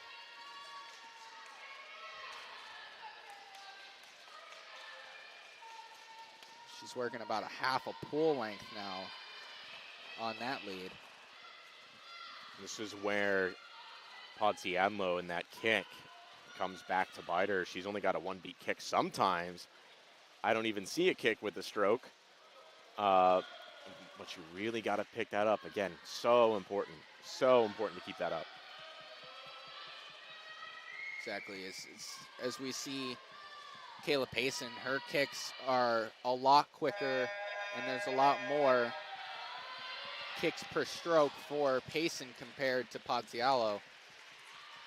And you keep mentioning the piano feeling on your back.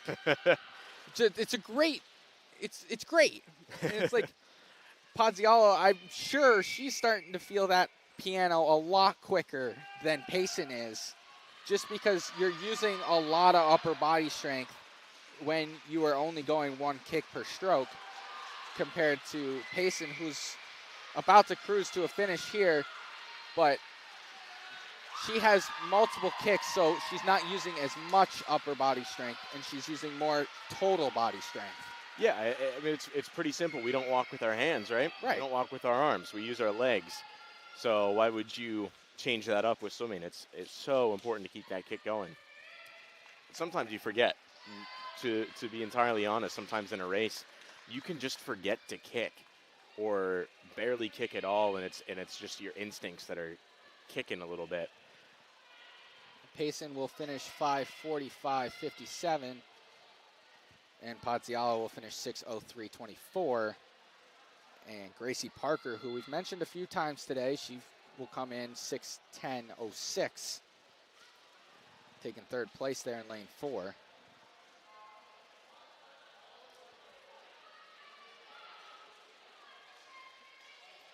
(6:32.64) the final time for Maggie Poulin.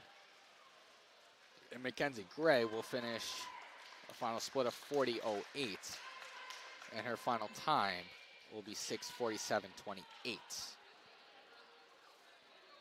And as I mentioned earlier, Alex Walsh and Nathan Gilliam will be going in our first dual bragging rights event. We're coming up with a bunch of new terms today. Just great. Oh, yeah. This one will be very fun to watch between these two. Walsh has had the upper hand in the last couple of matchup, but Gilliam's kind of like, you know, not actually, but he's kind of like that old dog. He knows what he's doing. He's smarter about it. And that's when he can beat you is if you try to just push your way through it. And Walsh definitely knows that. Again, if I know it, he definitely knows it. Event 24, the men's 500 So this will be interesting to watch. It could become a little bit of a chess match if Walsh decides to pace it a little bit to start off. As from top to bottom of your screen, it'll be Alex Walsh in lane 3, and next to him will be Nathan Gilliam in lane 4. And we are off. Again, we see the length of Alex Walsh. Now he gets that early advantage off the block just because he's got the length to him.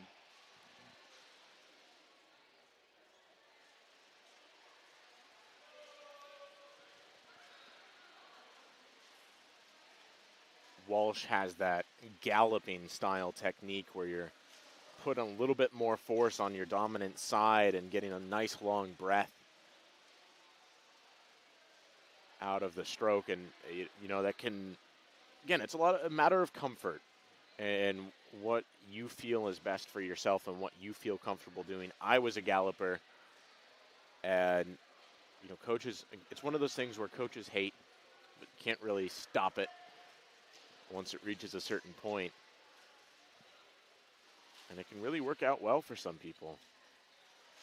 Michael Phelps was a galloper for a little bit. He worked it out of him, but he was there in 2008. He was a little bit of a galloper. 2008 being the year he won 8 gold medals. And I still regularly think about that freestyle relay with Jason Lezak pulling off that 46 split to come, I believe he's 3 seconds down on the Frenchman, and came back and won it to keep that record streak alive for Phelps. It was that is my favorite race of all time. It's probably one of my favorite athletic spectacles of all time. That whole comeback and everything is just unbelievable.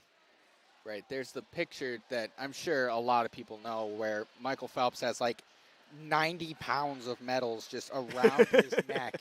It probably is around 90 There's pounds. There's at least 45 medals around his neck in that picture.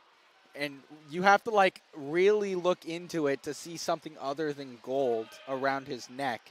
28 medals, 21 of them gold.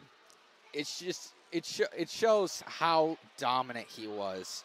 It's like we compare people. We say people are the GOATs of sports, like Tom Brady for football. And, I mean, there's a bunch of different debates that you can make, but there's not really a debate when it comes to swimming. No. And it's Michael Phelps. Yeah, and it's one of the, swimming is one of those sports where a GOAT can be so clear-cut.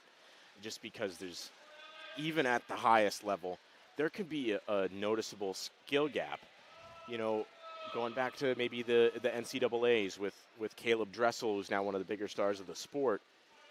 In his final year, he swam a 50 freestyle in 17.63 seconds. He won that title by a full body length at the highest level of short course swimming there is, which is NCAA Division I. Unbelievable. And you know, we'll start to work our way back to the race here as we're now past halfway, but that goes to show with swimming, there can be so many different levels, so many different techniques, and Dressel for that one, that specific race, he was also a galloper. We're going to have to, like, put a counter. We're going to have to, like, go back and edit this and, like, put a counter for how many times we've said galloper or bragging rights or Michael Phelps or duel. It's one of those things, you can't talk about swimming without talking about Michael Phelps. Right. Can't talk about track and field without talking about Usain Bolt. Can't talk about hockey without talking about Wayne Gretzky. You know, it's just one of those things. Right. There's just people that's like, you can't tell the history of the game without mentioning that person. Yeah. As we are just over 4 minutes in on this event here, as we're getting into the 16th lengths per guy here in lanes 3 and 4, as we see Walsh and his length start to really expand his lead here on Nathan Gilliam. Walsh has settled in about a 32 low and Gilliam about a 33 low. That's about both of their homes, but Walsh had a little bit of a faster start to kick it off, and I think Gilliam maybe tried to keep up with him a little too much and is feeling that a little bit later in this event, but can also be one of those kind of practice swims where lower stakes and you just go in, you feel that race out, and it's one of those ones where you kind of take a lot of mental notes and get ready for next time. Yeah, as we have heard our syncopated horn, that's the best way to describe it. Yeah. Knowing that this is the last lap for Walsh here, as he's going to cruise to a final 31-1-2 split, as he will take this event 5:12.04, his final time, as we see Gilliam coming in to the wall, a final split of 33-31, and his final time will be 5:28.08. So now we will move to 100 yards now, where we will see Brianna Letourneau in lane 2, Kayla Payson in lane 3, Tiffany Twombly, who we haven't seen in a while either, in lane 4, and Hannah Suter, who also we haven't seen in a while, in lane 5. See, this is where it comes into play. Twombly hasn't been in the water in a while. Payson just got out of the 500 a few minutes ago, so it can work either way, where, again, being out of the water for a while, you're fresh, put a lot more energy into it, or maybe Payson's already warm, feeling good with the water, and can dominate this race. As we've also seen Letourneau, she has come out of the water recently. She was the first event out of the diving break. So now we get into butterfly, and Kayla Payson has the early advantage there in lane 3.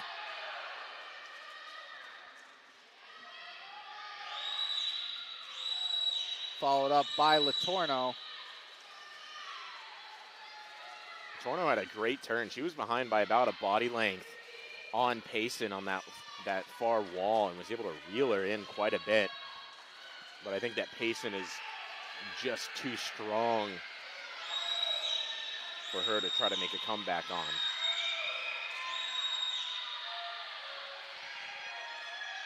Payson's starting to expand her lead here on Letourneau. But again, another solid turn there in lane 2, the far end. And Kayla Payson will take home this event, 35-77, her final split, followed by Letourneau at 40-11. And then Suter and Twombly to follow, respectively. But it shows that Letourneau and Payson, they have been in the water more recently than Twombly and Suter, and it showed there. Yeah, a little bit, and you know, Payson, a 1:08, nowhere close to her best time. 1:02 is hers, and really, again, trying to feel that out. I think that was, again, a practice race for her, and for Letourneau, same sort of thing. Not quite her best time, and could definitely do better than that, but a great showing and a great feel for it. And definitely staying warm helps that.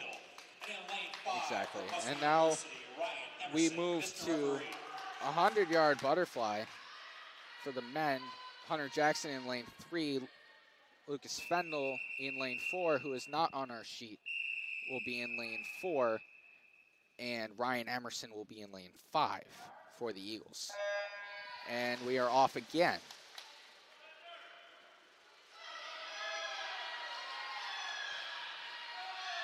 Emerson will get out in front, and then this will be a fun race for second between Fendel and Jackson. As we see Ryan Emerson at the bottom of your screen. He's got the early advantage, but oh, might be Jackson. It's getting very neck and neck between these three. 27:53 for Emerson, 27:73 for Jackson. I may eat my words a little bit. It might be more of a race for first. This has gotten very close, very fast. All just about the same time. Jackson came off the wall really well. Emerson's making a push. Jackson's making a push. Oh, look at Fendel. Fendel Fendel takes it. 30-80. His final split, 58-94. Jackson 59-12. And Emerson, who had the early advantage, falls to third with a final time of 59-27. Well, Fendel played his cards right and went a little slower to start off and able to really push back in that second 50. Jackson was trying to hang tough. Emerson, I think, ran into a little bit of fatigue with a long program. And Fendel swoops in with a great comeback win. That was a very good race to end our second segment of swimming, as we will move to our second segment of diving on the Husson Eagles Sports Network.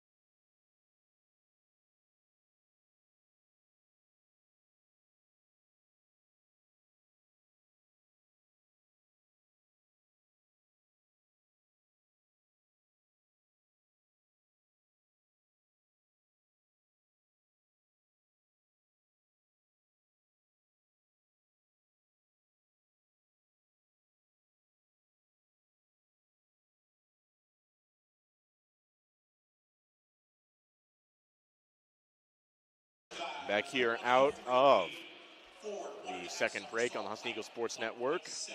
Beginning the round of 6 dives, it'll be Riley Mahoney with a 103B, difficulty 1.7, forward 1.5 somersault from the pike position.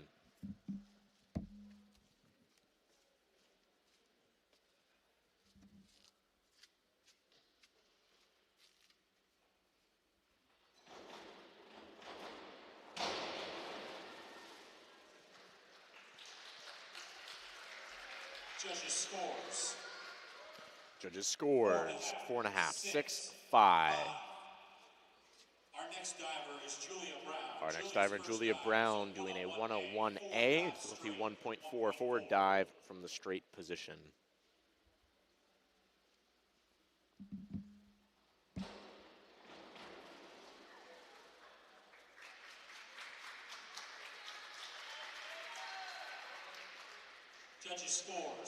Judges scores 4.5, 4.5, 4. Next diver is Lily Butler doing a 103B, forward 1.5 somersault from the pike position, difficulty 1.7.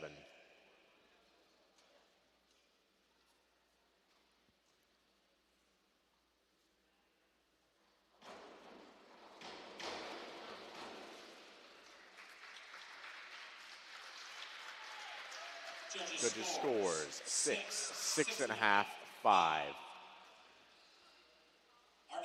Next diver is Joey Ramsdell, 101A, 1.4 difficulty, forward dive from the straight position.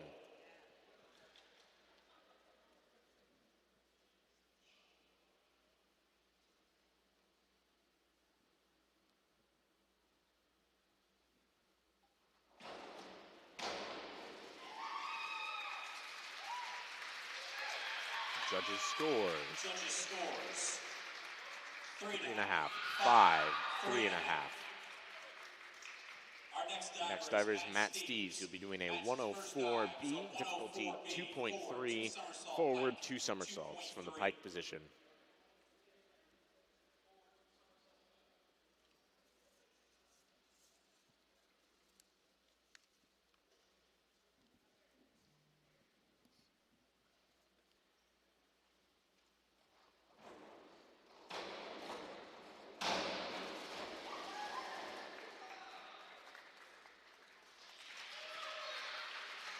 Judges scores 4.5, 5, 4.5. Spencer Burnett with a 104B, difficulty 2.3, forward 2 somersaults from the pike position.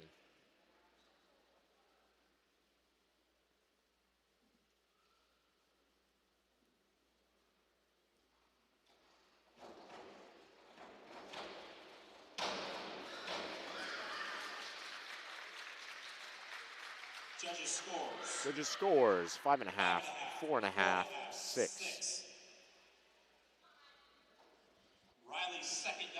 Riley's second dive is a 104B, difficulty 2.3, forward 2 somersaults from the pike position.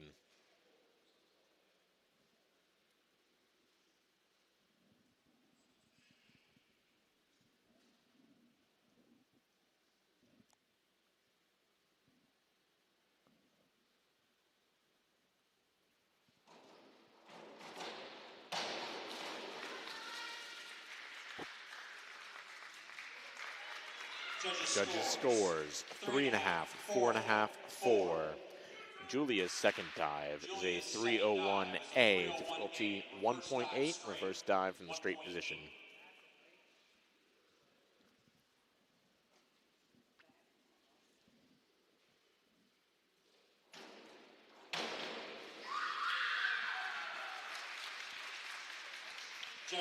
Judges scores 3, 3.5, 4. Lily's second dive is a 302C, 1.6 difficulty, reverse 1 somersault from the tuck position.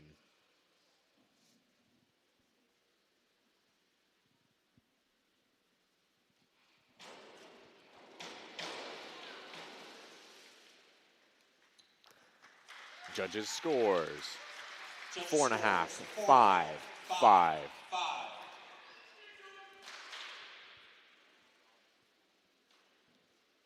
Joey's second dive is a 102C, difficulty 1.6, forward one somersault from the tuck position.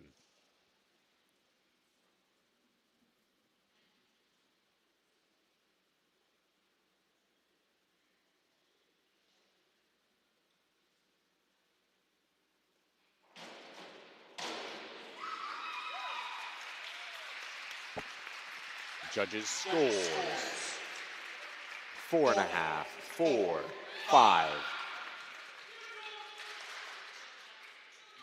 Matt's second dive is a 105C, difficulty 2.4, forward 2.5 somersaults from the tuck position.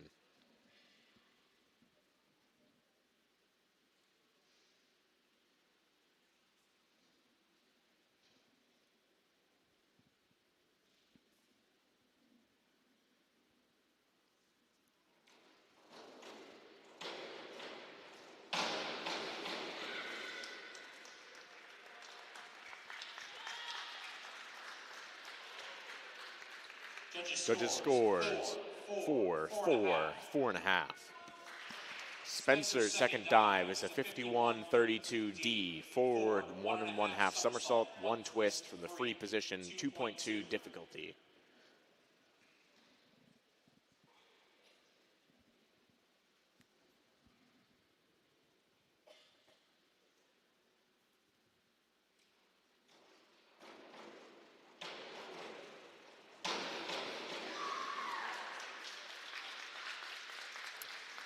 Judges scores 6 across the board. Lily's third dive is a 302C, reverse one somersault from the tuck position. Riley, correction. Third dive is a reverse 1.5 somersault tuck, 2.1.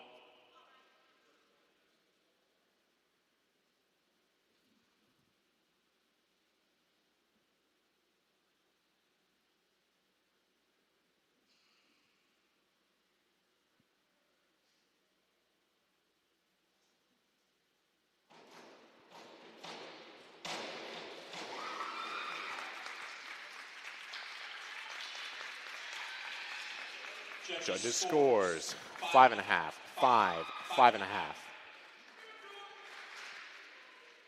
Julia's third dive is a 302C, difficulty 1.6, reverse one somersault from tuck position.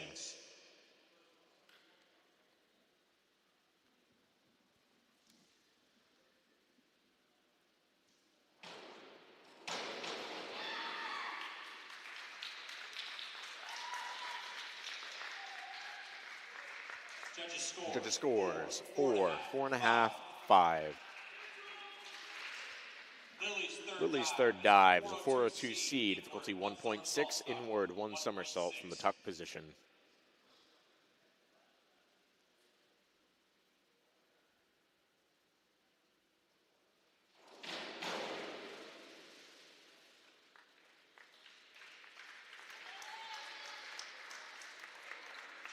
Judges scores 4.5, 4.5 across the board. Joey's third dive is a 51-21D, forward one somersault, half twist free, 1.7. Joey's third dive is a 51-21D, difficulty 1.7, forward one somersault, one half twist from the free position.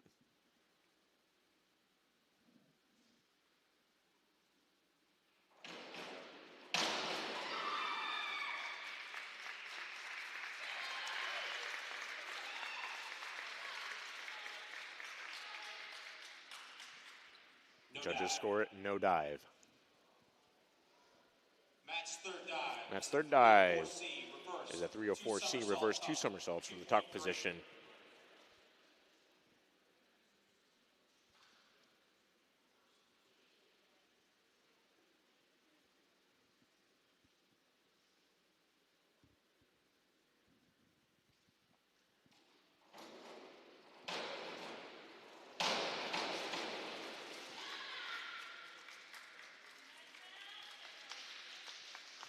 Judges scores 2.5, 3.5, 3. Spencer's third dive is a 304C, difficulty 2.3, reverse 2 somersaults from the tuck position.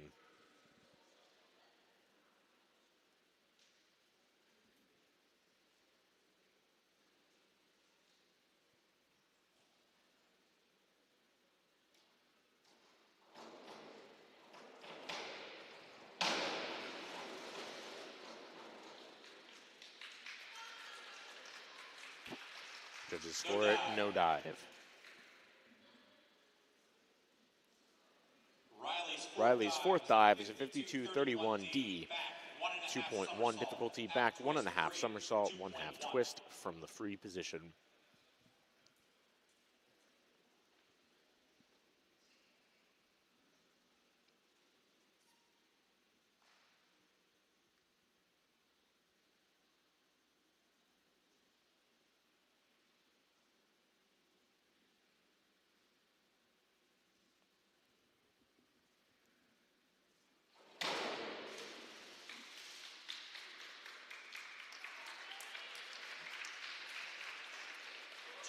Judges scores 3-4-3.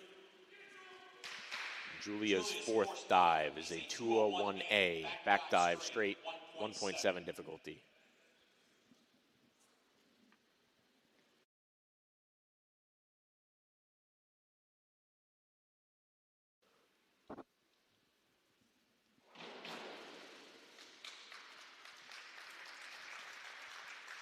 Judges scores 3-4, 2.5. Lily's fourth dive is a 102A, difficulty 1.6, forward 1 somersault from the straight position.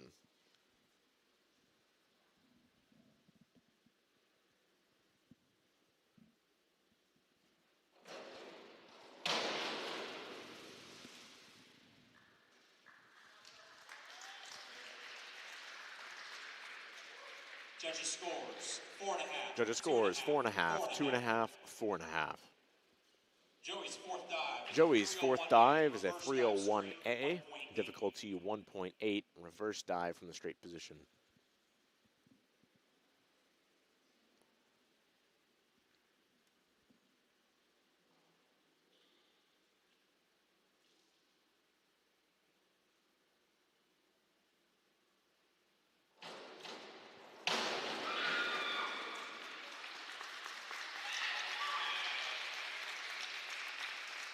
Judges scores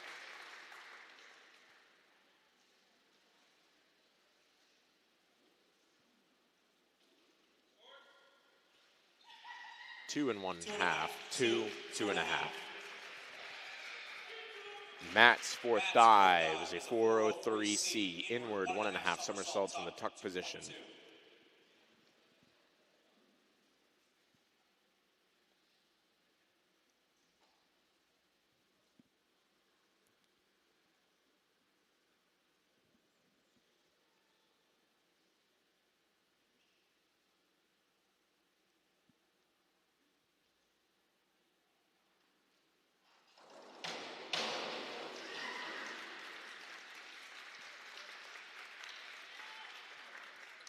Judges scores 3, 3.5, 4.5. Spencer's fourth dive is a 204B, back 2 somersaults from the pike position.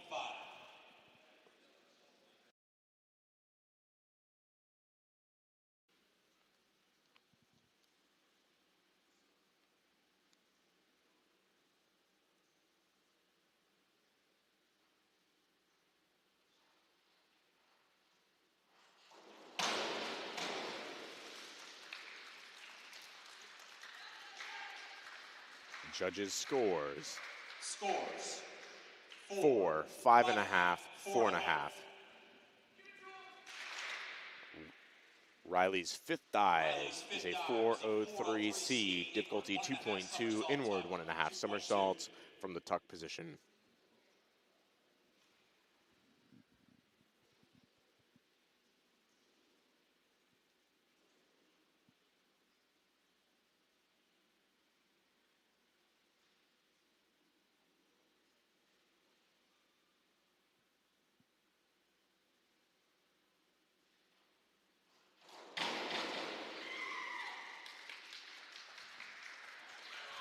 Judges scores.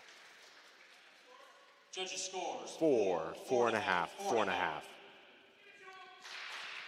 Julia's fifth dive is a 52-11A, 1.8 difficulty, back dive, 1/2 twist from the straight position.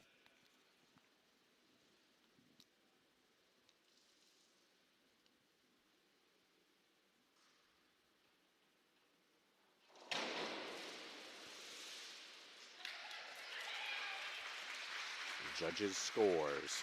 Judges scores. 2.5, 2, and 2. Lily's fifth dive is a 51-21D, difficulty 1.7, forward 1 somersault, 1/2 twist from the free position.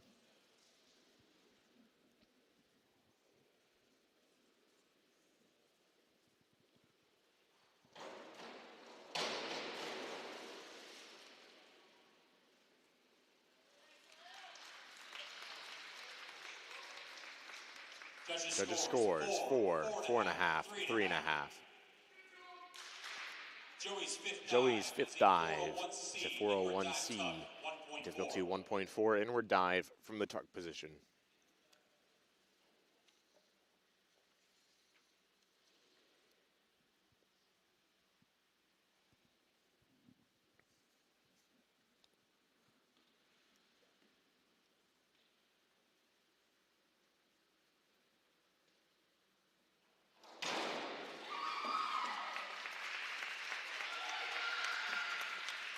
Judges scores. Judges scores. 4.5, 5, 4.5. Matt's fifth dive is a 203B, difficulty 2.3, back 1.5 somersaults from the pike position.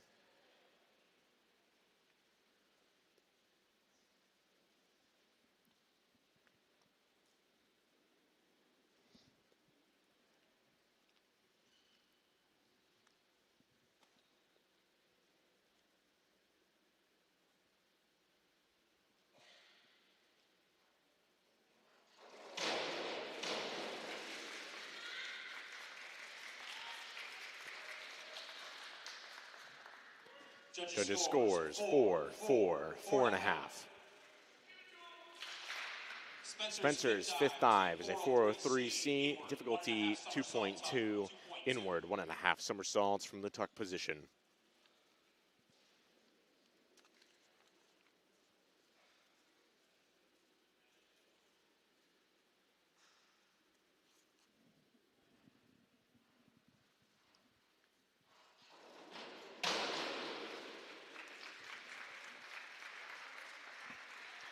Judges scores. Judges scores. 5, 4, 5. Riley's sixth and final dive is a 203C, backward 1.5 somersaults, tuck position.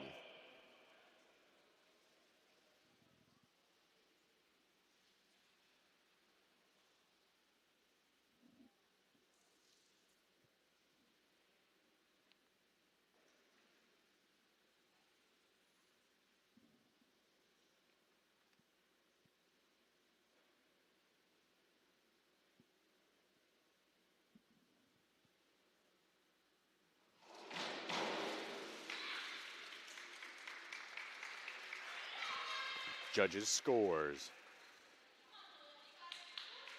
3.5, 4.5, 4. Julia's sixth and final dive is a 401C with difficulty 1.4, inward dive from the tuck position.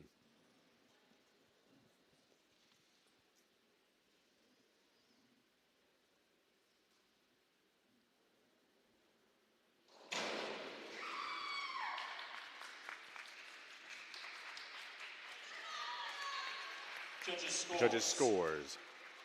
4, 4.5, 5. Lily's sixth and final dive is a 201A, difficulty 1.7, back dive from the straight position.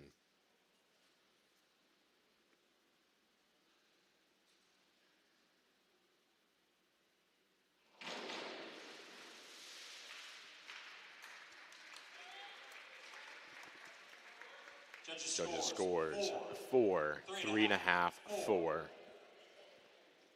Joey's sixth and final dive is a 202C. Difficulty 1.5, back one somersault from the tuck position.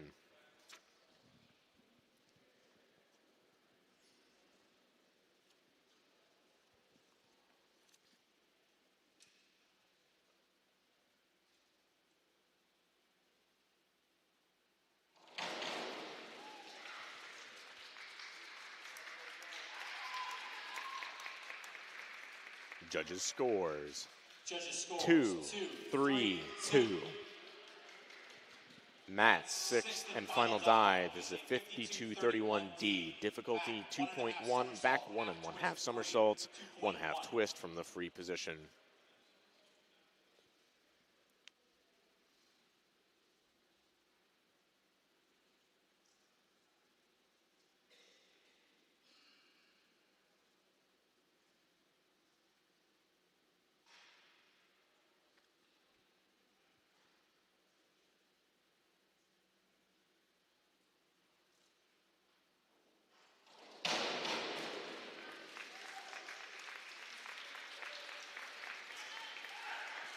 Judges scores 5, 4.5, 5.5.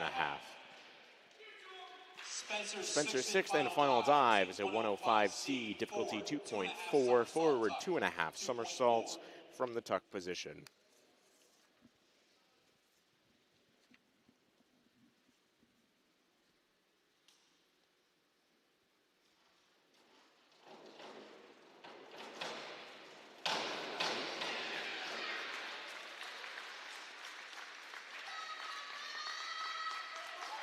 Judges scores 5.5 across the board. This will conclude this round of 6 for diving. When we come back in about 5 minutes, it'll be 200-yard IM, followed by the 400-yard freestyle relay here on the Husson Eagles Sports Network.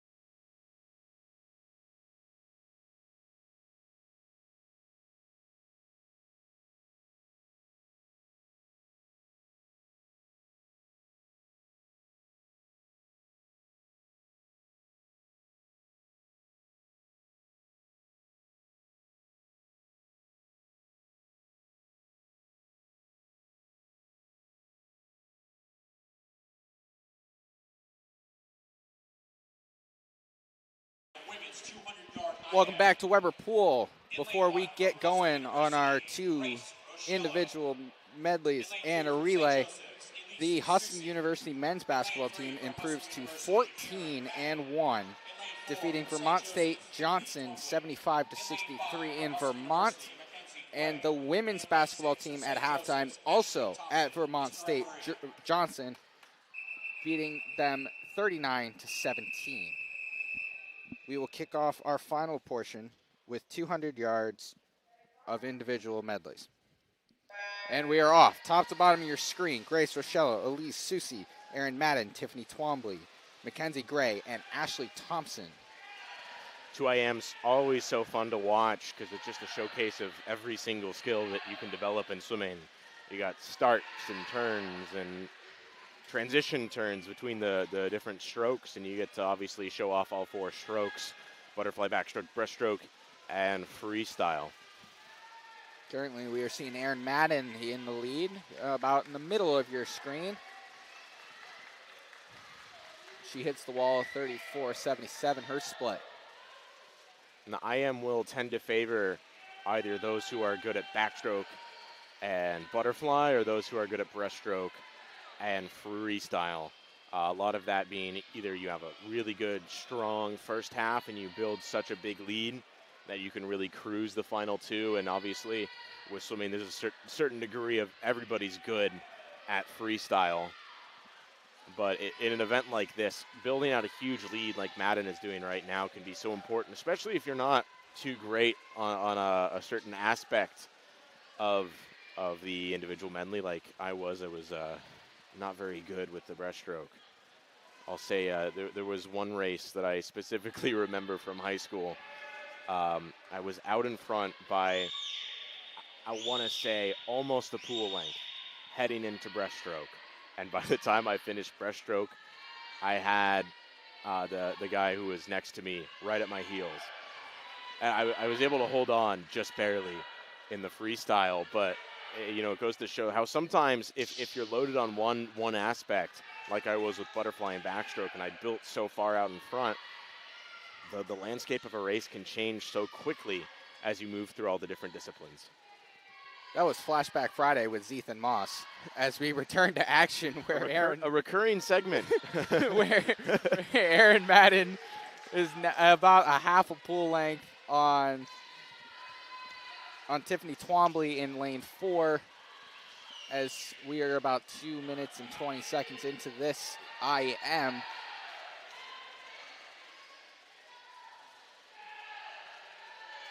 Coach for St. Joe's on the far deck side, trying to get his swimmers off and running. Erin Madden finishes in first place, final split 35-5. For a final time of 2:32.5.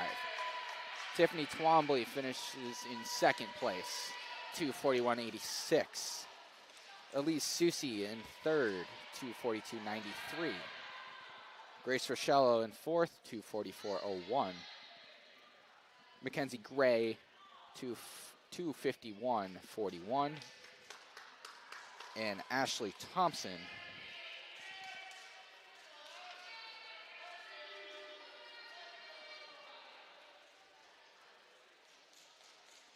will finish with a final split of 44.59 for a final time of 3:16.18. Event 30, the men's 200-yard IM, heat 1. We turn into one of 2 heats for the men. Woohoo! We got Ryan Emerson, Zachary Creekmore, Brady Hand, Lucas Fendel, and Alex Walsh from top to bottom of your screen. Again, that's Emerson, Creekmore, Hand, Fendel, Walsh. 1 through 5. 3 Eagles, 2 Monks, 1 finisher, and we're about to get going. I'm going to look for Fendel to have a great race here. He's looked great all night. And we're off. Fendel has surprised us multiple times today. Yeah, I think he's going to give Walsh a run for his money on the outside, and it's going to be a race between those two. I think not knowing enough about Fendel, I think it's going to come down to how he is in the middle disciplines with backstroke and breaststroke.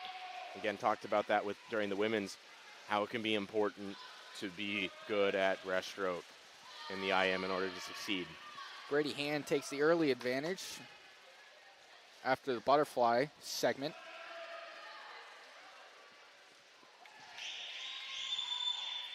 Looks like Ryan Emerson and Alex Walsh are neck and neck at the top and bottom of your screen in lanes 1 and 5.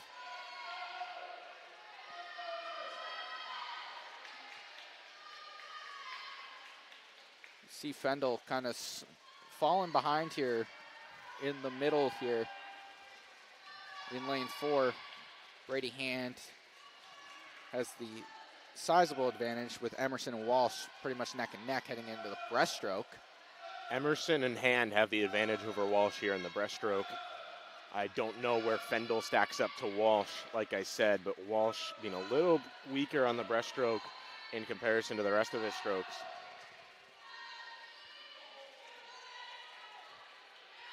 If you're Lucas Fendel here, you want to try and make the push now. Try and get up there before the freestyle. So once we get to freestyle, then it's Brady Hand and the invisible record line that you see in the Olympics. We've seen it time and time again with Brady Hand. Once it comes to freestyle to end a race, he blazes. Yeah, Hand is one of those guys where you know if you're with him in a relay, he's going to anchor that as best as he can. He's going to give you all that he's got. And that's a great teammate to have and a great swimmer as a coach. And Brady Hand has finished in first, followed by Ryan Emerson, Alex Walsh.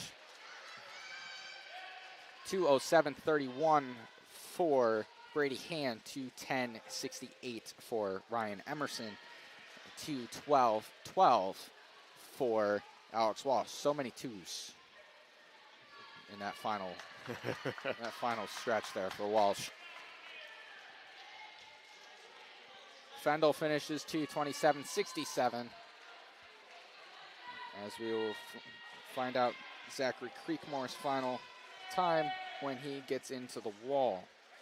You know, one of the aspects of sports broadcasting and analysts and analyzing and all that fun stuff with this whole sports journalism is sometimes you could be really wrong. And I think it's a matter of, for Fendel, a longer program, maybe pushing a little harder on some earlier events, caught up to him in this one, because he looked really strong all night. I really thought he could keep up with Walsh and maybe sneak onto the podium. Obviously not the case, and not Fendel's race. 2:53:98 is the final time for Lucas Fendel, for those curious at home. And now our coined saying, a 5-way bragging rights match. I think we can safely trademark that without it already being taken. I think so too. Top to bottom, this is 5 Eagles in the water. Eagles not known for swimming in real life. Actually, they can. Okay. Swim very well. See, the more you know. But in or a this bird, I guess. Yeah. There are no penguins, but yeah. Top to bottom, Sam Pizer, Hunter Jackson, Nathan Gilliam, Jacob Brown, and Braden Champlin. From top to bottom of your screen. I guess penguins are the Michael Phelps of the bird world. That's when it comes to swimming. Right. That's a great way to explain it. That analogy will never be used in the course of human history ever again. Nope. Glad we used it. And we are neck and neck and neck. And neck and neck. I think the fun that the swimmers might be having on the deck is maybe contagious. I would think so. As we head into our middle 2 strokes in the backstroke. Currently, Pizer has the early advantage, per se, from our angle. We're in like the opposite corner of Sam Pizer here. So, and my depth perception normally is not that great. So, once we get to our side of the pool, then we'll start to find out. As Nathan Gilliam and Hunter Jackson are the 2 currently, as we head into breaststroke. Gilliam was one of those guys where you can't pinpoint a weak stroke. If I had to say, it was probably backstroke. If I really had to pick, and he was able to make up some ground on Jackson there, and slide out in front and heading into breaststroke, which is one of his better disciplines, if not his best. Outside of distance freestyle, I should say. Gets the good advantage. Gilliam, Jackson, and Champlin is your current podium if the race ended at this exact moment. So we head into freestyle. Gilliam looking to increase his advantage over Hunter Jackson in lane 2. Jackson's creeping up a little bit, but I think he's going to run out of length. Good turn off the wall, though, from Jackson. On the far end of lane 2.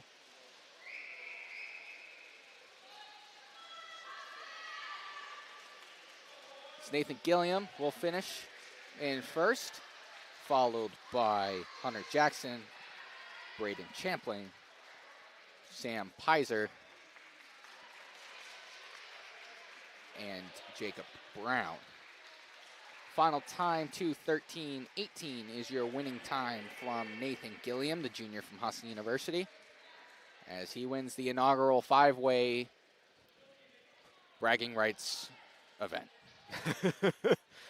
Well, looking at some of these times, 2:13, 2:16, 2:17 for the top 3, that's a great show of depth for the Eagles, and you know, a lot of pieces for Coach Hoffman to move around. And you know, when it comes to those championship meets, sometimes you don't put swimmers who their best event is, say, a 200-yard IM. Sometimes you don't put them in that because they're just good enough at another event to place higher.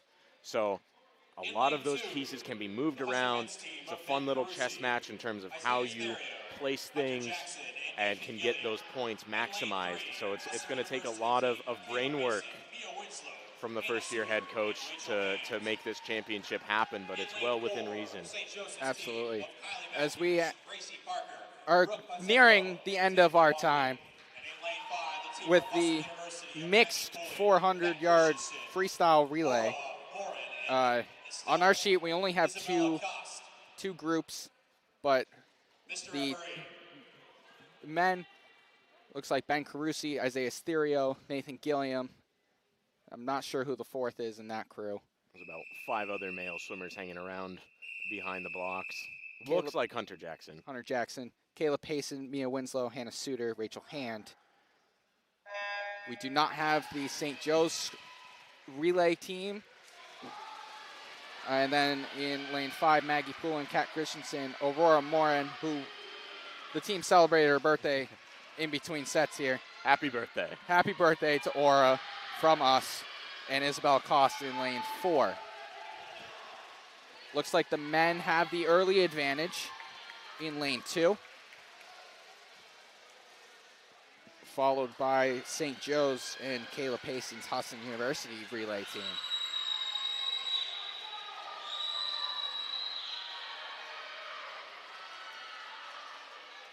We have like no teaser on our sheet here, so we really don't know. It's Kylie Matthews is the one starting off for the Monks, and I believe she's going to hand it off to Podsiadlo. Therio in the water. Christensen, Mia Winslow and Podsiadlo in the water. Followed by Kat Christensen. Isaiah Stereo has the long advantage to start with.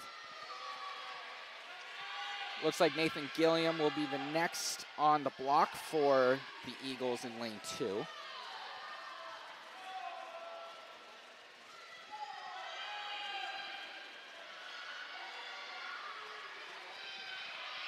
Therio will hand off to Gilliam. Winslow will hand off to Suter. Podsiadlo, we think, will be handing off to Berkeley Hutchins. And Kat Christensen will hand off to the birthday girl, Aura Morin. Gilliam goes in the water, and he is flying down lane 2. Yeah, I mean, the men opened up a big lead here, no surprise. But it's been a great race in the middle of the pool between the I guess we'll say the real heat.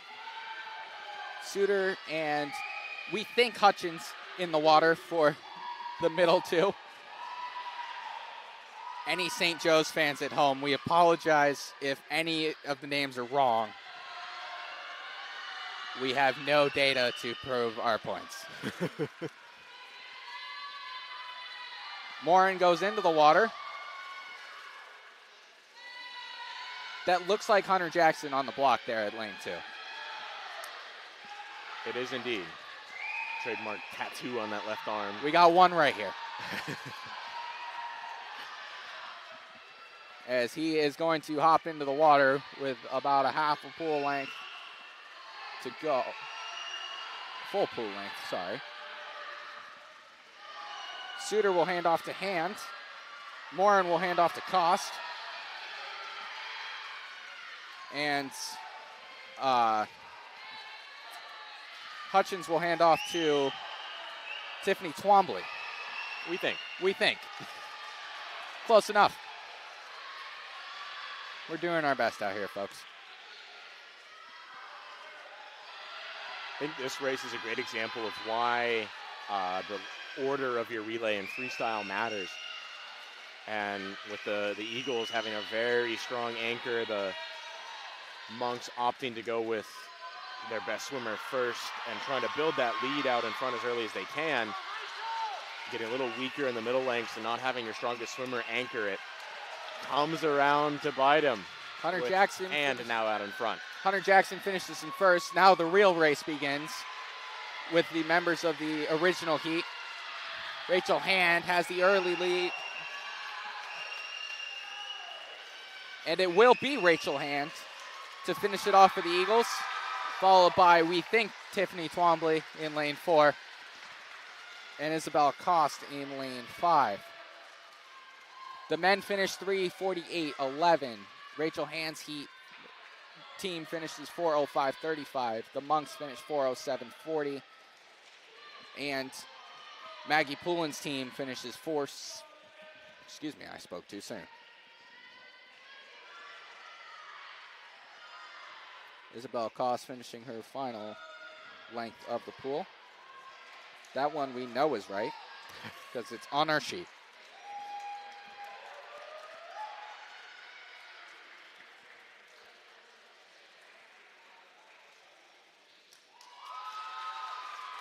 The final team finishes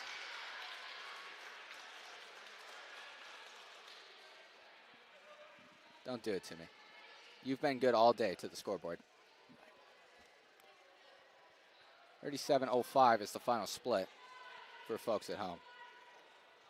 Might not get that final time. It's been so good to us all day. We haven't had any issues, and I was going to say that. Right, I was going to say it too, but I was going to jinx it. We are definitely not going to get this final score for the folks at home. Under 5 minutes, probably around 4:48 if I had to give it my best guess.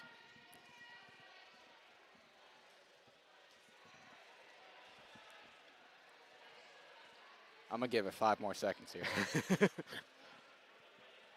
We might not get it. I don't think we're getting it. We're not getting it. We're not getting it. Well, we thank you for tuning in to this senior day of Husson University Eagles swimming and diving. From Zethan Moss, I am Jacob Willett. We'll see you next time.